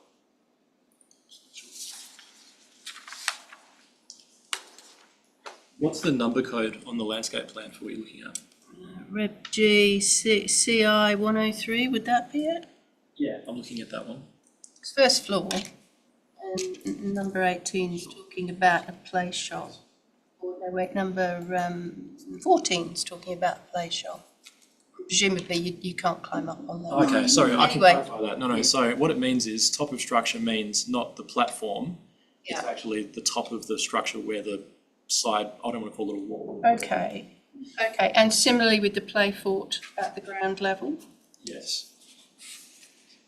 Okay, now around the edges, and particularly at the upper level, and I think you've got some, I think it's number 19 on the upper level, you've got fruit trees in raised planters, and those raised planters are at 1 metre above.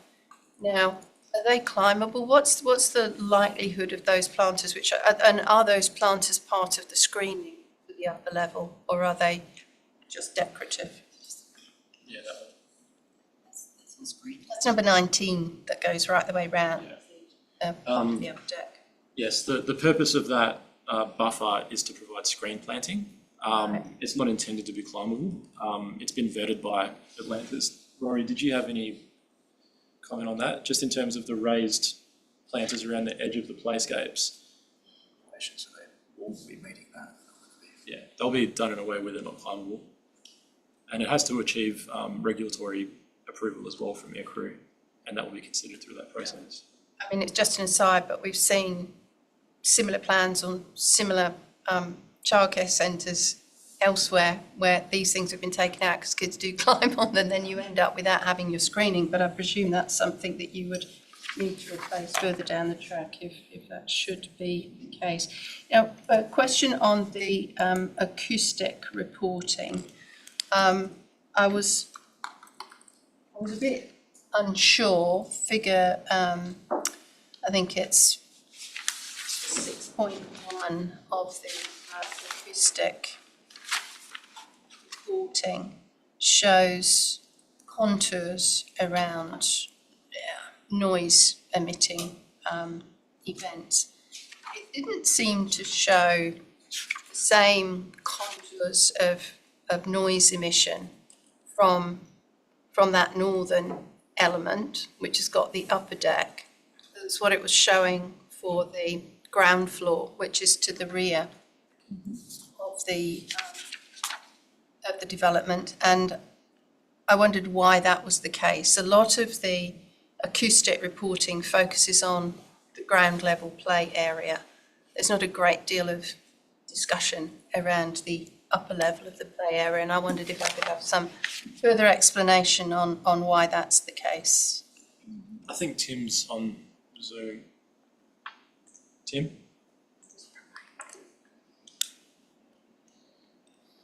So we've got, the red and the blue contours, which are the higher noise level in 6.1 around that rear ground level play area.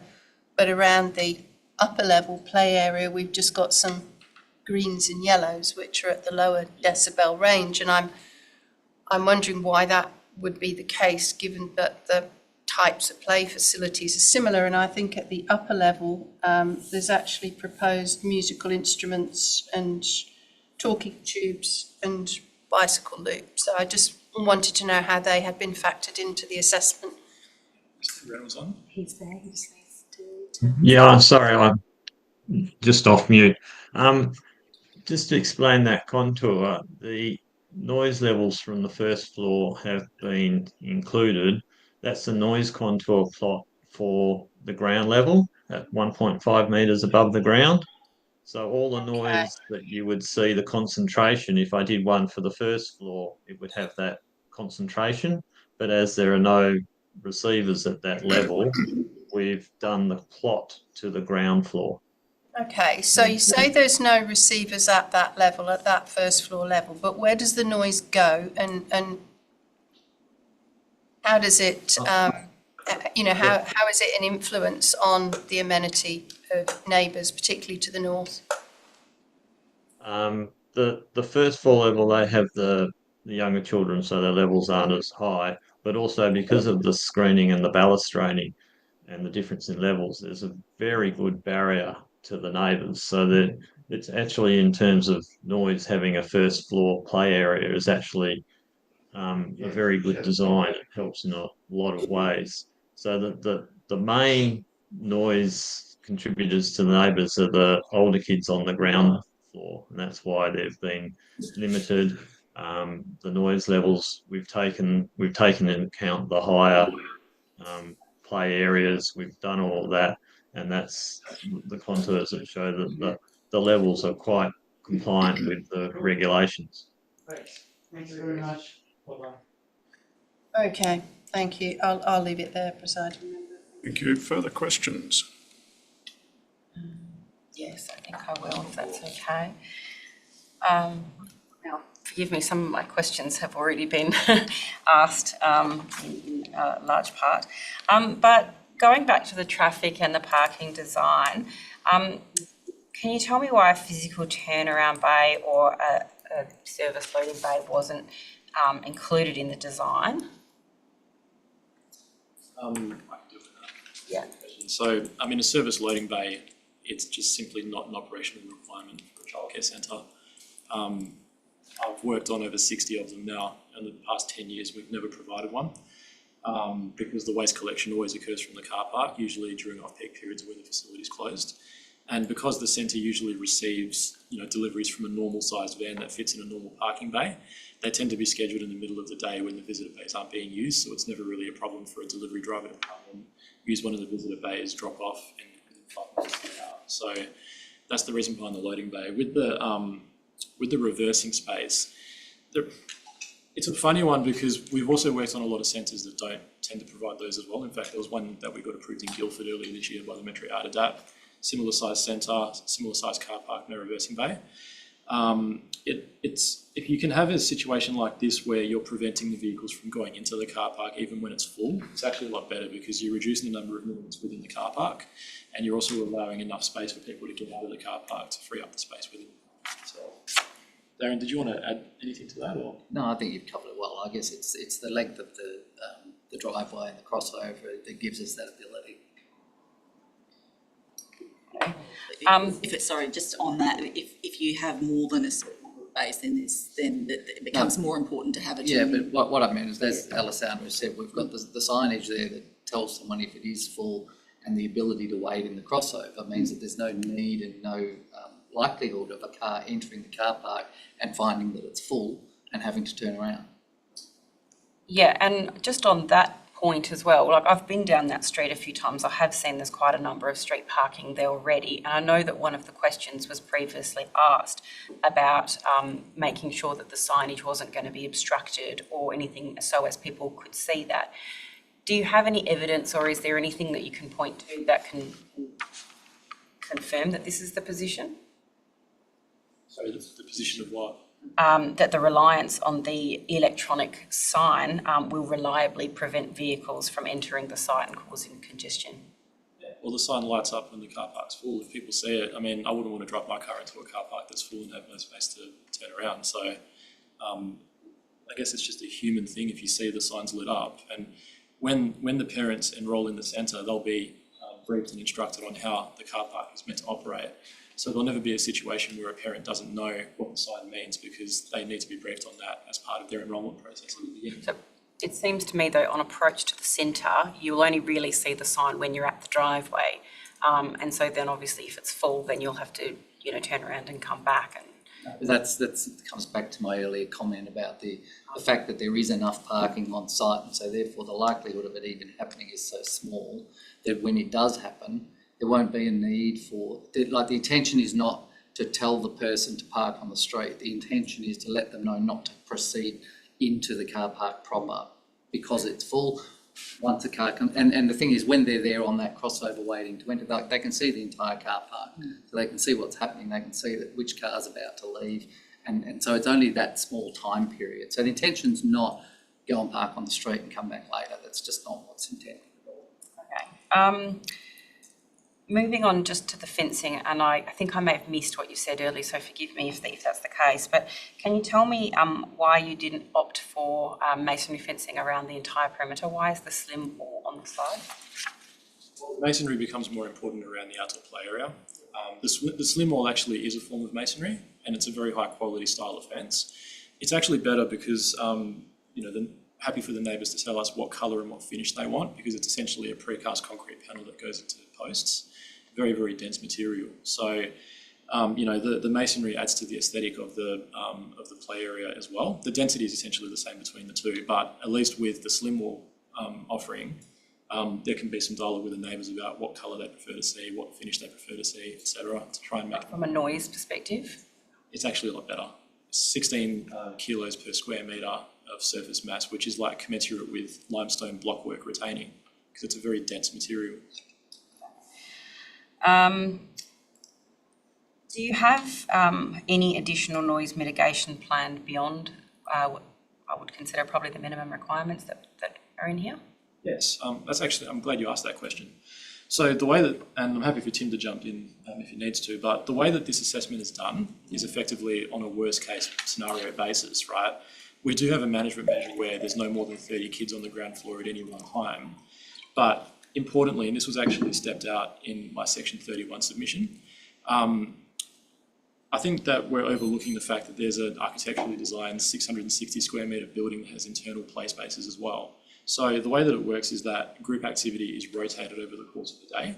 So there's play activity that occurs inside the building and play activity that occurs outside the building. And what we actually find based on some of the scheduling that Roy's provided from these other centres is kids are only really outside 50 to 60% of the time. Whereas the way that the acoustic assessment is done, it assumes that 30 kids are outside on the ground all day long for the entire term of operation of the centre. So there's going to be times when there's no noise being generated outside because kids won't be outside for a portion of the day. So what are the additional noise mitigation? Is it just reduced play times? Is that what? No, I think what Alessandro was suggesting is that the noise management plan properly addresses all of the issues as we understand them now. If there are any other issues, they can be added to that management plan. I think one thing I wanted to say though, and it arises from something that was said by Ms. Napier this morning about, and she made reference to the fact that the acoustic report suggested doing more measurements after, post-commissioning, and that created some concern for her because she felt that, was that because there was going to be a non-compliance?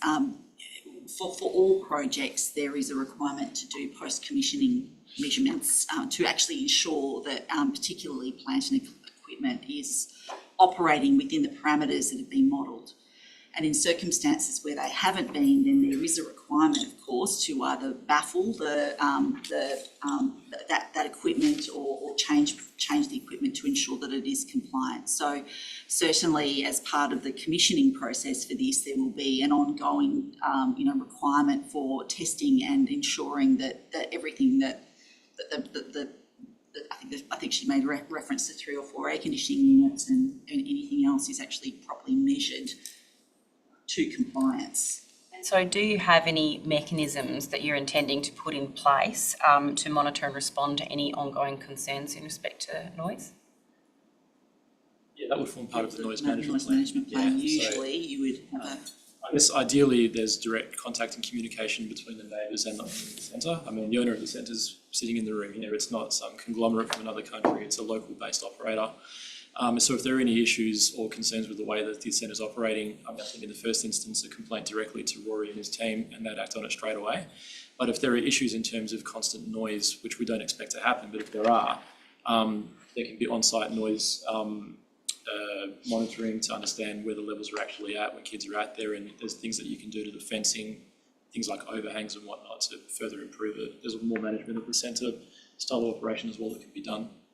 So open dialogue with the neighbours is always the first thing. And I think that is important. That's the reason why you have those sorts of things in management plans. So it may well be that, the noise that is really irritating is there's a squeaky door on one of the, there is a noise that actually is causing a problem because of something hasn't been, properly maintained in the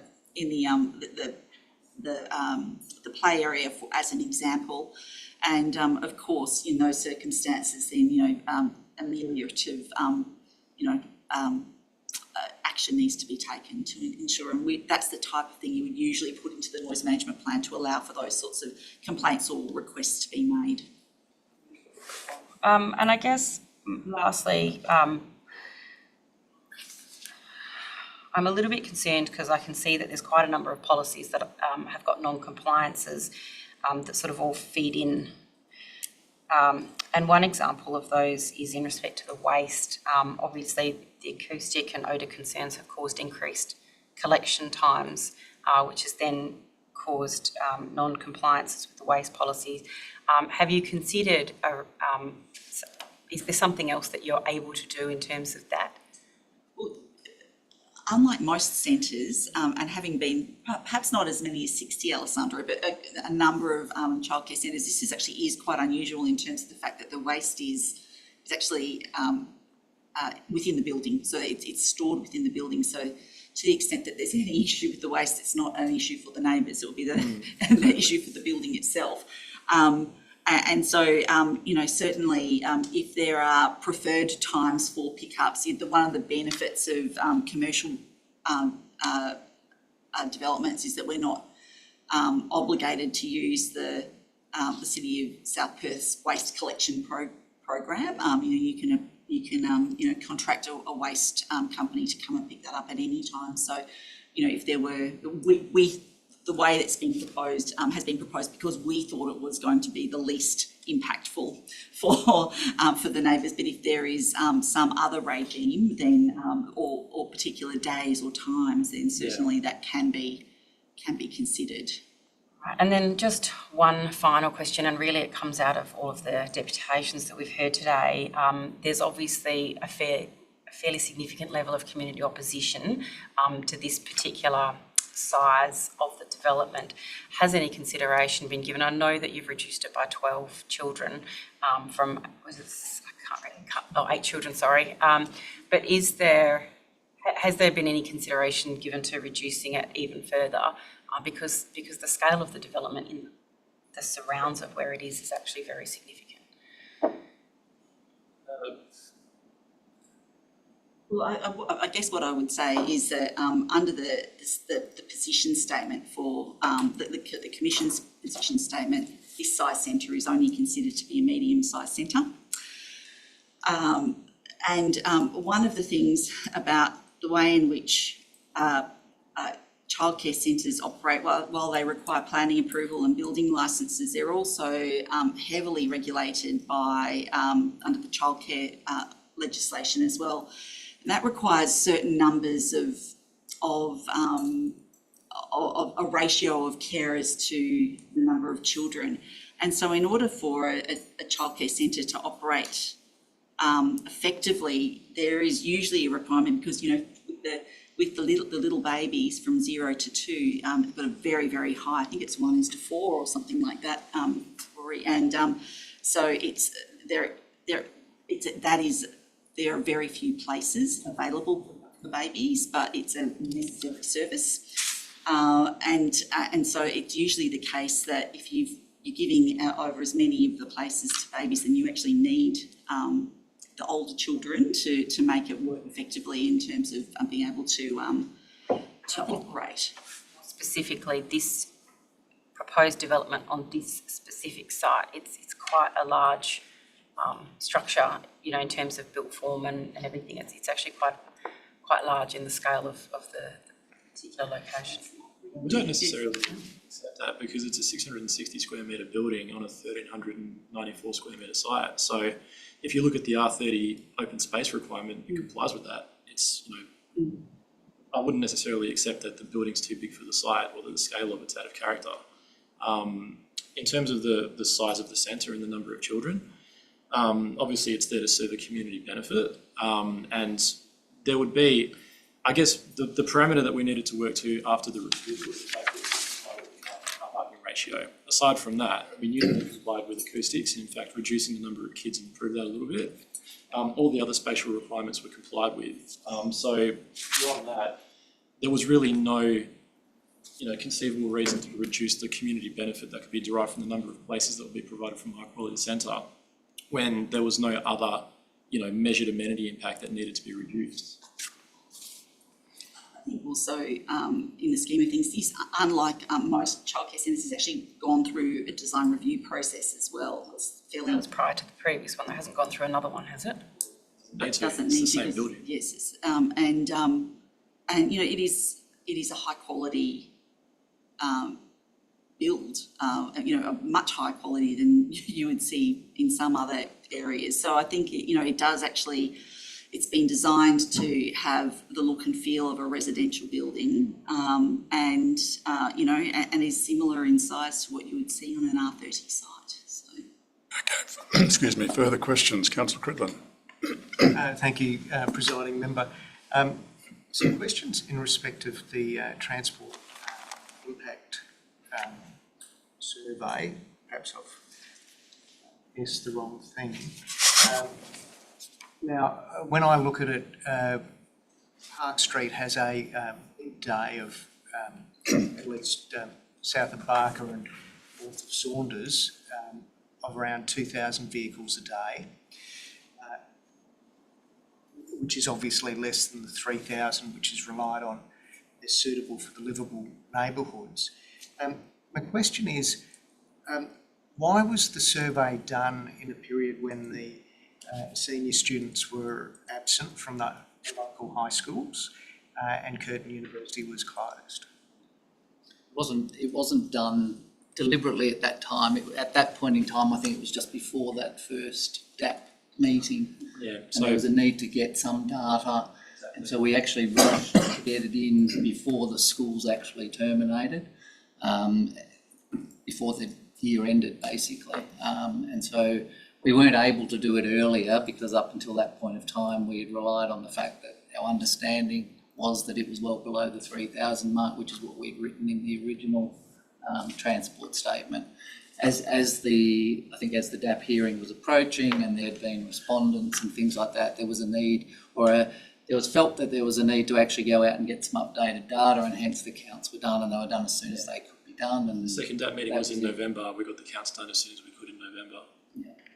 But so we acknowledge that it's schools were still functioning, but yes, it would have been after the Year 12s had finished for the year, and obviously the university. And had the counts come back and shown us that they were, close to the 3,000 mark, it would have been a different situation because we would have acknowledged that there was some additional traffic missing.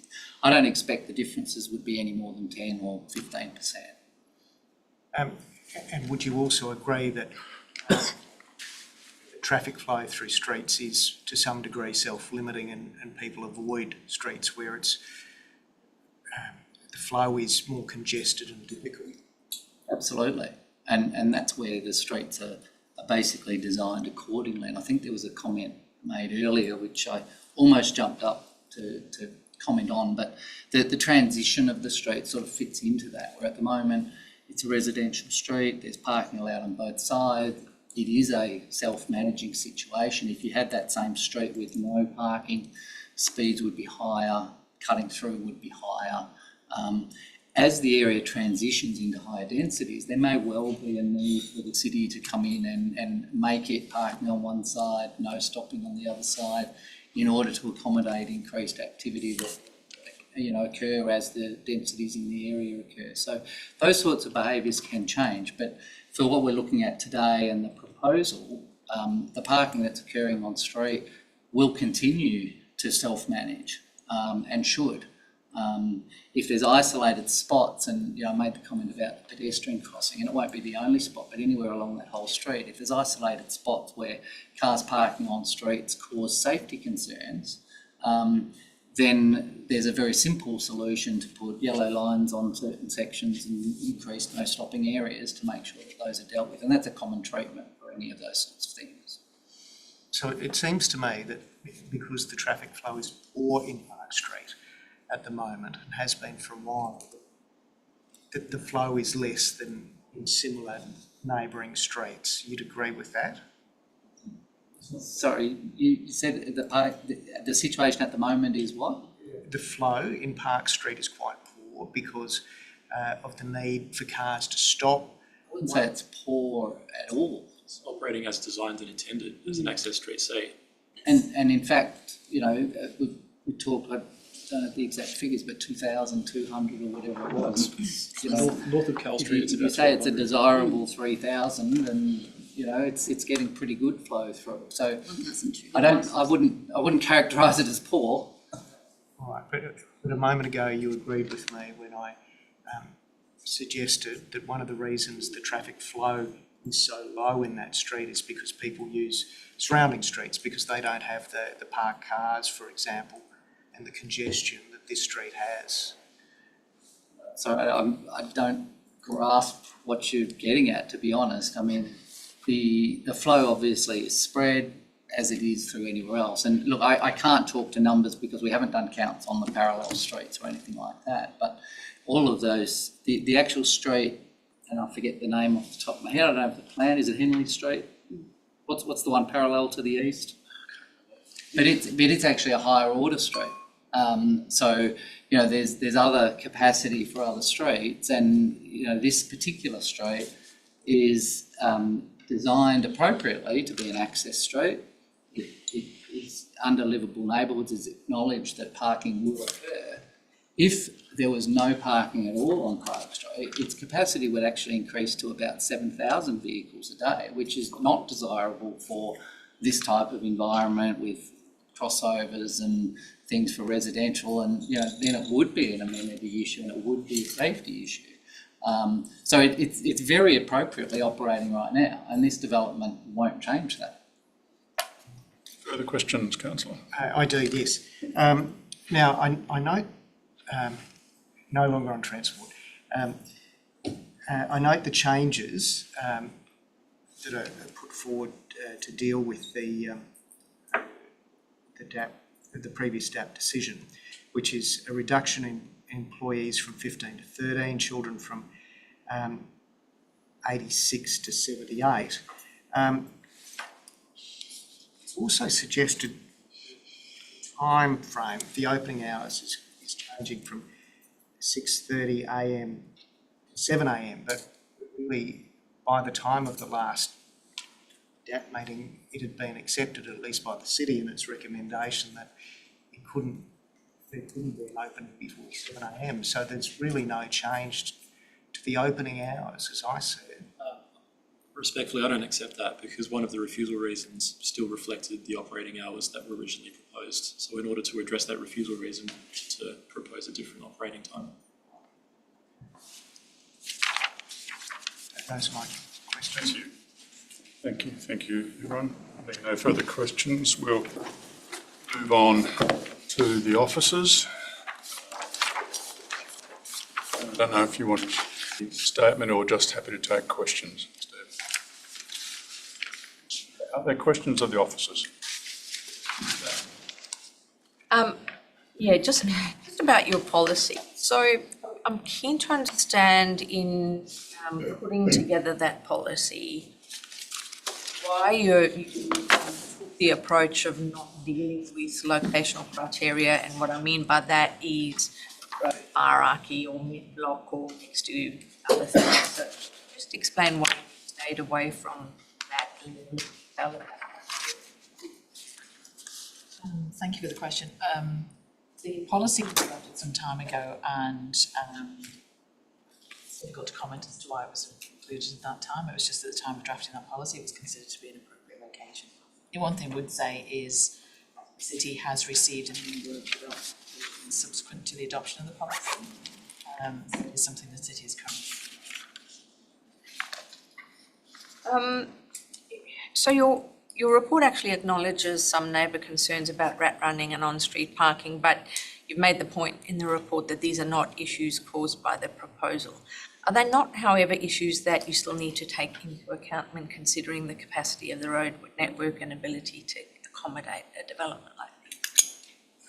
Well, basically the traffic counts that we had were showing well under capacity currently. The traffic counts that have been undertaken essentially show that there's been virtually no increase to traffic, perhaps a little bit counting that there was the university students and the students that won't be in, but the numbers were very similar to those counts that we had undertaken 20 years ago. The city's engineering services had no concerns in terms of the additional impact, if you would say, of this childcare centre on the operation of this road. Perhaps the only areas that may be of concern would be where on-street parking might occur directly adjacent to the crossover, could potentially impact on sightlines, but if that does turn out to be an issue which requires addressing, then the city would deal with that through implementing non-parking adjacent to the crossover sections, which would address the actual developments impacted. So have you given consideration, and I guess not from a planning point of view, but I raised an issue earlier about visibility of that signage. And I'm just wondering, and I do take Mr. Levy's point that, that the signage that says the parking's full is on a wall, and if cars are parked close to that crossover, you really have to get right to that crossover or turn into it to wait there, and when you see the signage is visible at that point. The alternative to that is it's much more prominent, and then it creates a different amenity impact. So has thought been given to restricting parking adjoining that crossover just to maintain visibility of that signage a little bit more? At this stage, it hasn't. What would happen, I suppose, because the signage will be finalised as per detailed drawings in the event this is approved. We would then assess what the current sightlines are like, and then whether or not it's necessary to modify the parking allowances on the street. At a more detailed stage, we can look at that. Further questions of the officers? Councillor Ward. Please. So this development obviously still shadows the neighbouring property by 55%, which is well above the R code's limit. Can you just clarify how you've considered it compliant with the design principles on that basis? So the design principles effectively look at three key areas when you're exceeding the deemed compliant percentage. So that's outdoor living, major openings facing north, and solar panels. So the property to the south does not have solar panels. In terms of major openings to the north, there's currently 2 windows. One, and neither of those the city would consider to be major openings. One of them is obscured, and the other one is less than 1 metre square. In terms of outdoor living, the area to the north of the adjoining site is actually an extension of the car parking area. So we don't treat that as part of the approved outdoor living. It may very well be used by the residents, but it's not the way that the plans were approved. The outdoor living is actually further south and expands south into the site. So our view was that the majority of the shadow actually falls onto roof or non-habitable spaces. Therefore, while it is a higher percentage, it's not significantly impacting the amenity. We heard from the lady today who said that it was a usable space. Would that impact your assessment at all? Which space? Oh, well, she was referring to some spaces, particularly I think there was the loft space that you referred to as non-habitable. Yes, so that loft space doesn't have sufficient ceiling clearance to be considered habitable space. So in terms of the way that the design principles work, if it's not a major opening, it's not considered in the design principles assessment. It's not to say that there will definitely be no impact. There may very well be some impact, but it's not a matter that we would normally consider when assessing it against the design principles. And I would also state that that window for the loft is notably higher. So whilst the shadow shown on the plans indicates it coming in quite far, the higher the window is, then it may not actually be impacted. I don't have the specific height of that window, unfortunately, but I would suggest that it probably won't be overshadowed for the vast majority of the year. 5% is just quite high.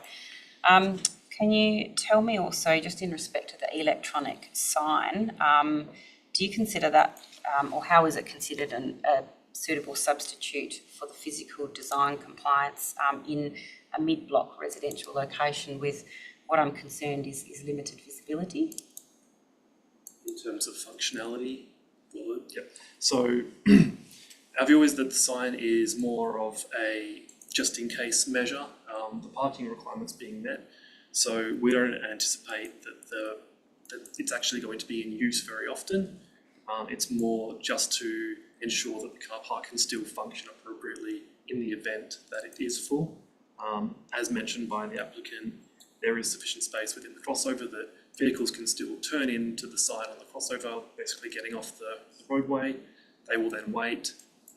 There is, I think, in total 10 or 11 either visitor or dual use bays that will be used by residents, and those dual use bays will be available for visitors at the peak times.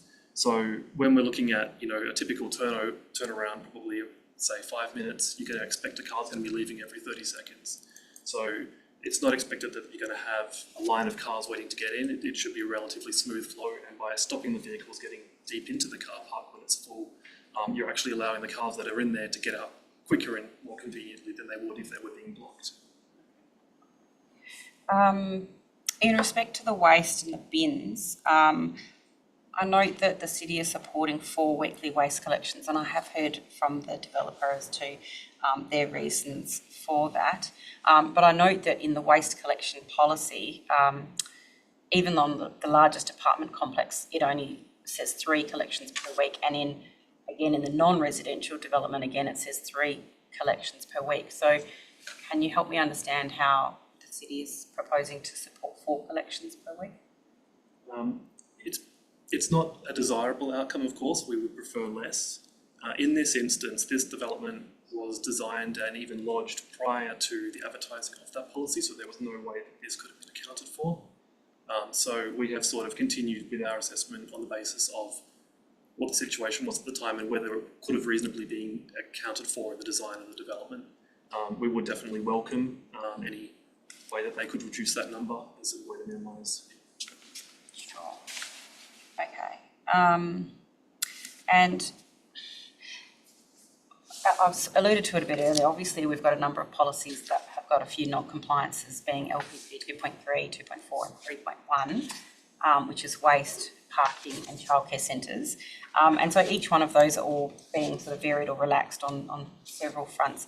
How would you consider that this wouldn't create an undesirable precedent for future applicants? It's very difficult to suggest that any precedent is being created because every situation is very unique. The designs are different, the context is different, what's surrounding the development in terms of development and zoning, it's all very different. So, you know, it doesn't necessarily mean that if we were to support or approve a childcare that is mid-block here, that someone else can build one at a mid-block in a different location, and you would have to consider each one on its case by case. So I think where the impacts can be adequately managed, then there's no reason why we can't consider it. It's discretionary land use in a residential area. So it's just a matter of case by case demonstrating whether you can mitigate that potential impact for neighbours to a satisfactory level. Councillor Cridlin? Yes, thank you. My questions are in relation to the City's Local Planning Policy 2.4 as modified most recently in the end of November 23. Now, that local planning policy does set out some location requirements. In fact, in 5.1.1, there are 5 mandatory requirements, and it has to be one or more of the following. It has to be, and one of them is within 800 metres walkable catchment of an educational establishment. And I note the report refers to being in close proximity to Como primary and secondary schools. So the city, or the RAR, found that it met that locational requirement. Did the city actually measure the walking distance to those schools? We would do it through an aerial view of measuring based on footpaths usually. So that's how we would undertake our measurements, not in person. And if you use those aerial measurements, would you agree that Como Secondary College is either 900 metres or a kilometre from 44 Park Street, depending whether you go Saunders or Cale? I can't confirm that on the spot. Just trying to look at our assessment.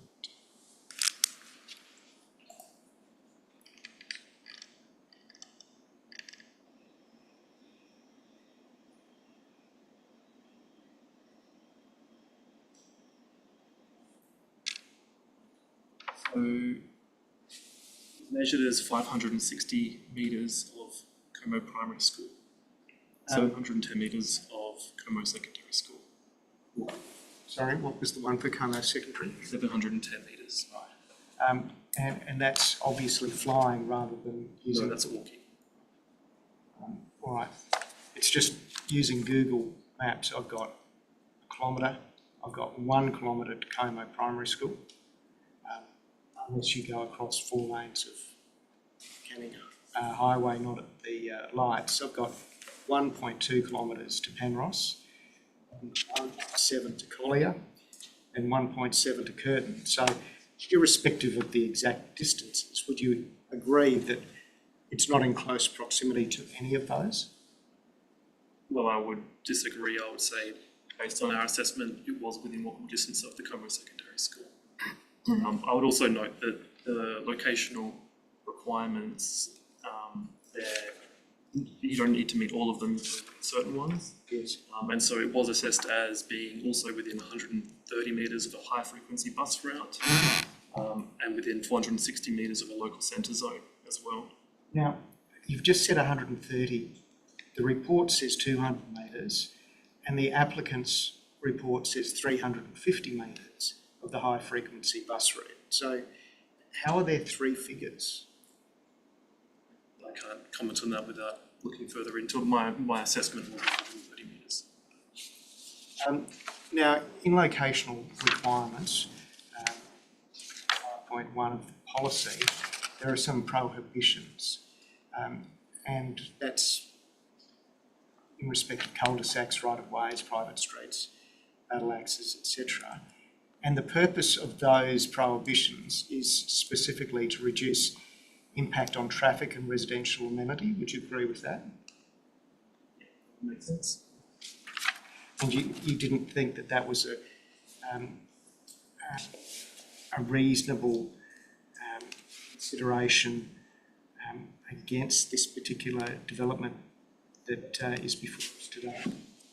The development before us doesn't meet any of those criteria. It's not on a cul-de-sac, right-of-way, private street, or But the purpose of those prohibitions, as stated in the policy, is to reduce impact on traffic and residential amenity. You didn't think that was a relevant consideration for this? only where it meets the situations outlined. No further questions. Yeah, just a quick one again on the policy. One of those site characteristics was around being a level site, regular in shape, etc.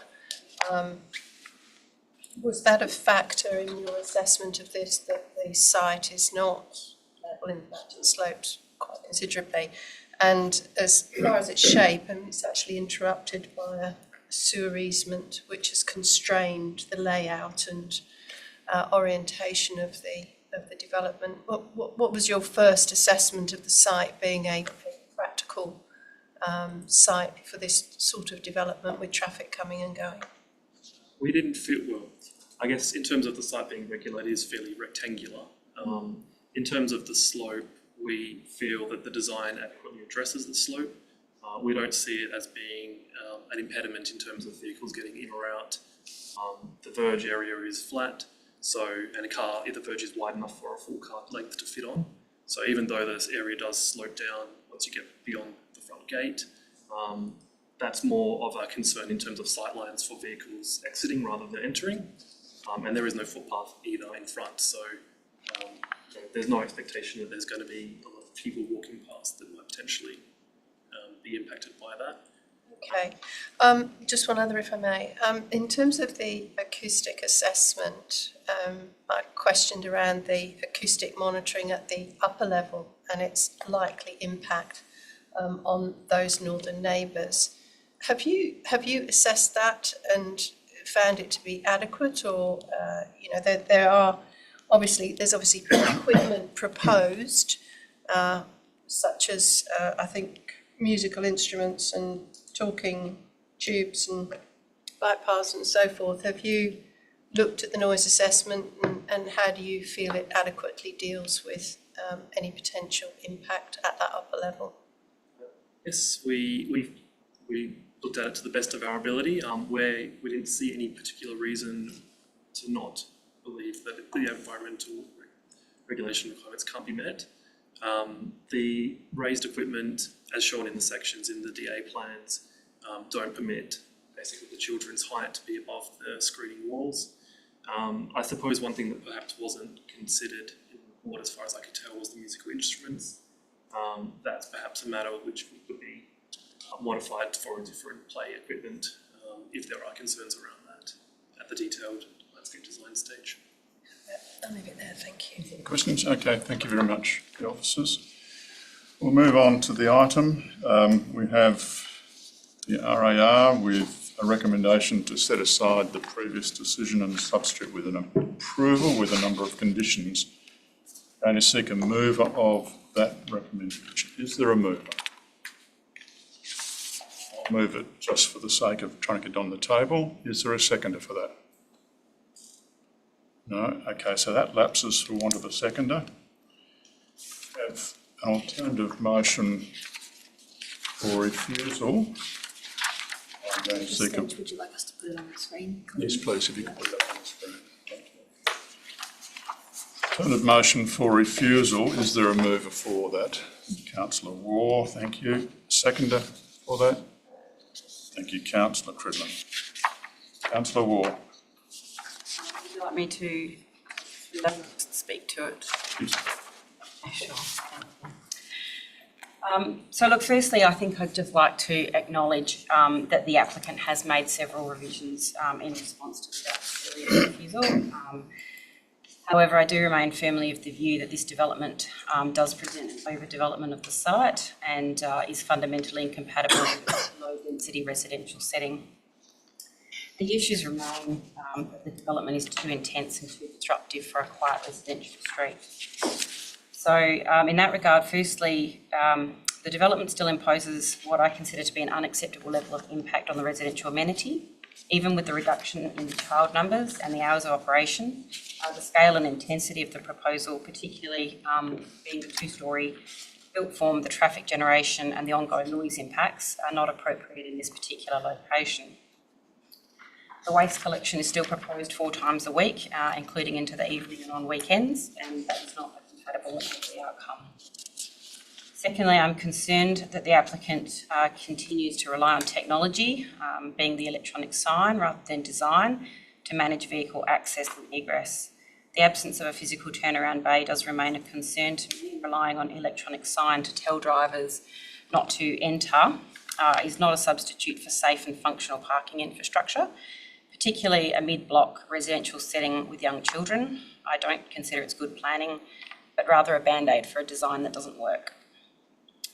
Thirdly, the overshadowing issue is not resolved. While I note that some efforts have been made to reduce the eaves, the southern neighbour will still experience 55% overshadowing. That is well above the 35% R-code's limit, and it will affect the usability and enjoyment of their outdoor space, which is not a minor consideration in what is an R30 zone. The noise, traffic and overshadowing impacts on the neighbours are still significant, and 4 waste collections per week, including evening pickups, will add to that disruption. Finally, I'm concerned about the broader implications. Approving this proposal with ongoing non-compliances and somewhat tenuous justifications, I'm concerned it risks setting a precedent that planning concessions can be granted on the basis of technical workarounds rather than good design. This is not about whether a childcare is a valuable service. We all know it is, but this is about where and how it's delivered, and this design, it's not the right fit. It's the wrong development in the wrong place.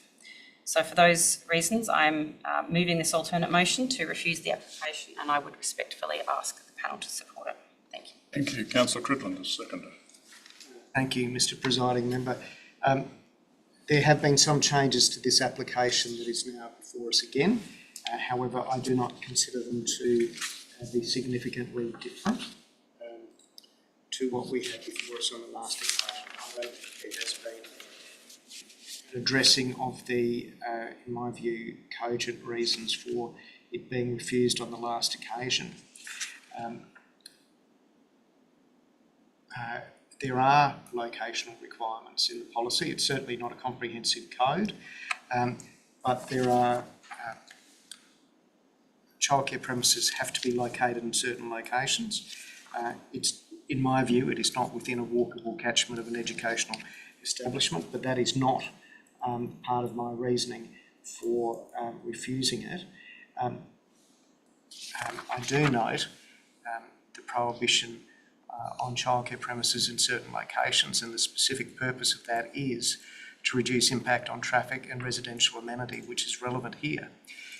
And there is a reason there aren't 3,000 cars a day going through Park Street, and that is because it is such a difficult street to drive through. I live relatively nearby, probably about the same distance as Como High, and it is a street to avoid, as we can see from the photographs, because traffic flows so poorly. I think this significant, whilst the applicant says it's not that large, a childcare centre by the standards of South Perth, it is. And it will have, in my view, a significant impact on traffic generation for this street as it currently is. And I think we should take into account the street as it is. Certainly the development is not responsible for the congestion that is there now, being parallel with Canning Highway, but we need to accept that it will have significant impacts on the neighbours in that respect. And there is,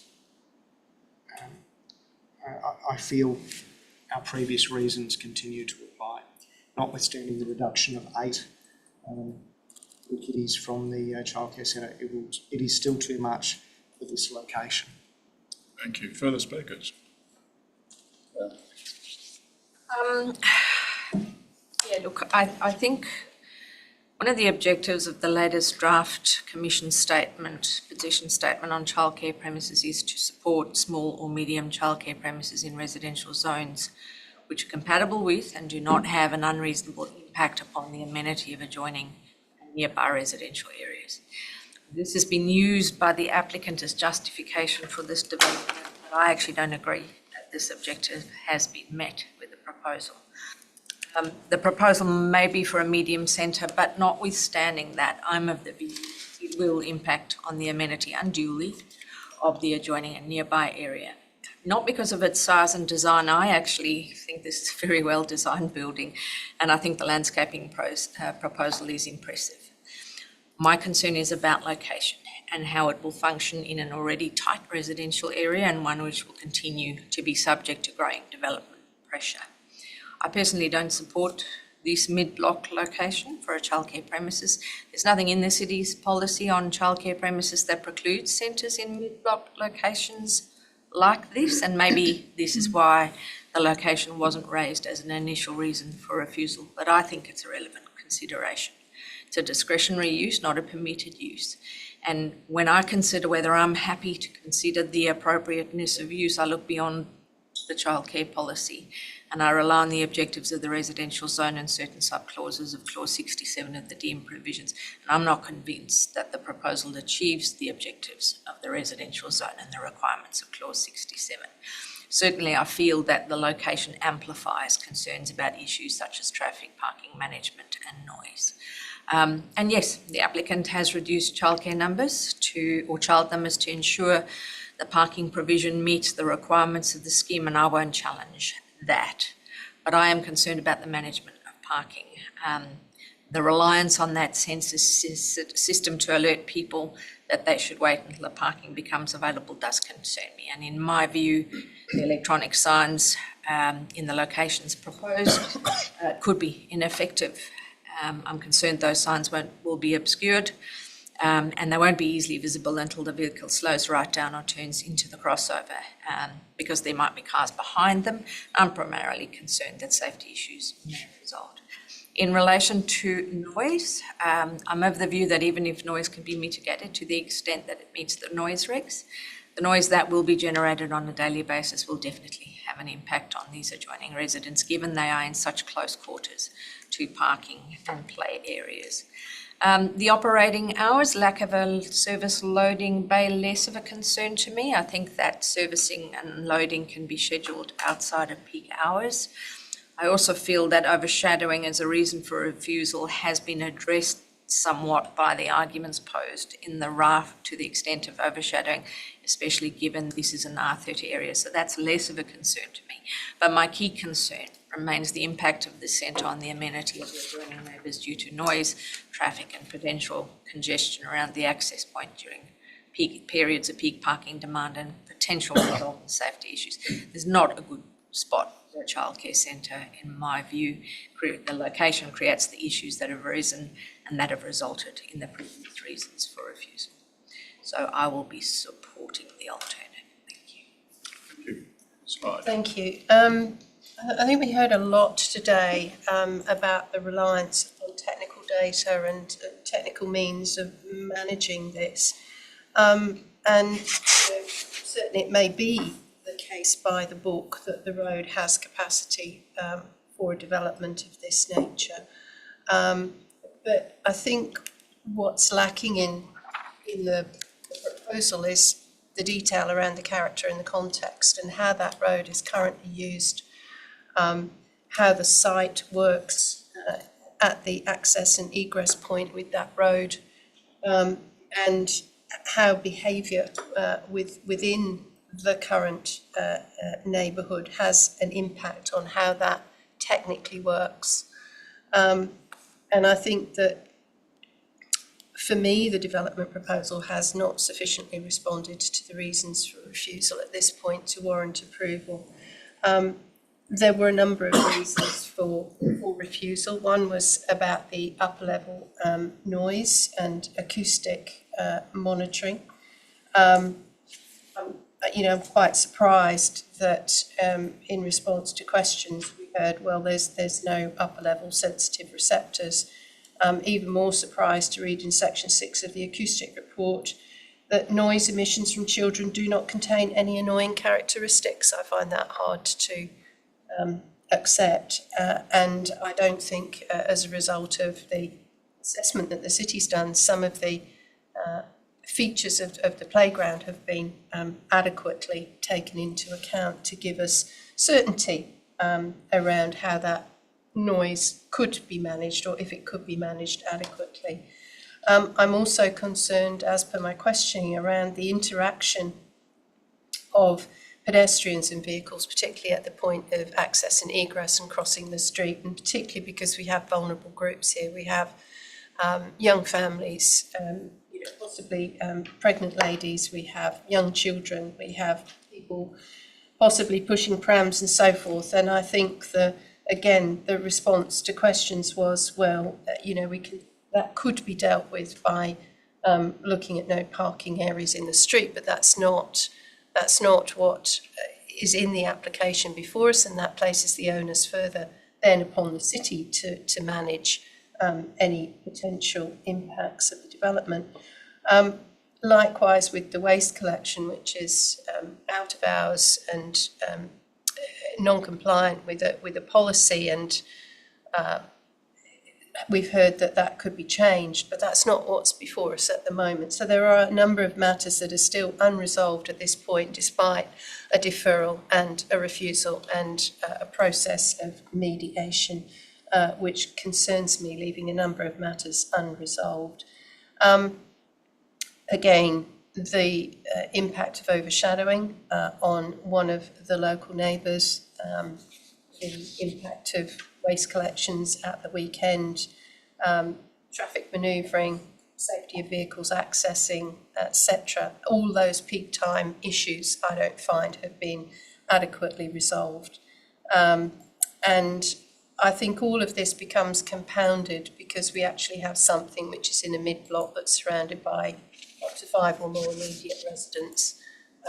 And we're dealing with a relatively constrained site that already has some issues with its slope and a sewer running right through the middle, which has impacted the way that some of these matters might have been otherwise resolved if we did have a more regular and level site as per proposed by the policy. So on that, I support the reasons for refusal as proposed. Thank you.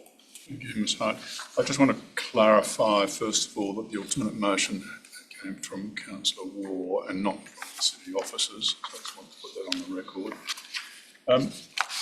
I'd also like to acknowledge the efforts made by the applicants to try and address the issues around this site. And I think it's been quite difficult for them to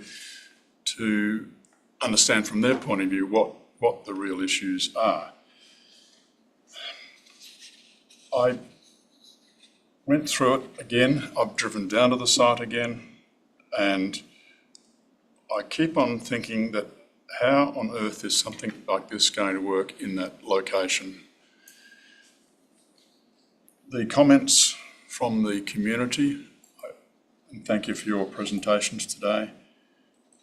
I think your concerns are very real, and I'm not sure, I don't believe that the changes that have been made have gone sufficiently far to satisfy those real concerns, not just the immediate neighbours, but the locality in general.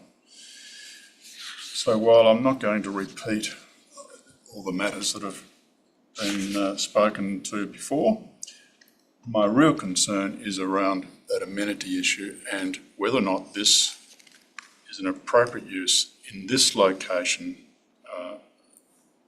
here. So I'm prepared to support the alternate motion for refusal. Back to Councillor Ward to wind up the debate. I have nothing. Nothing further. I'll put the alternate motion for refusal. All in favour?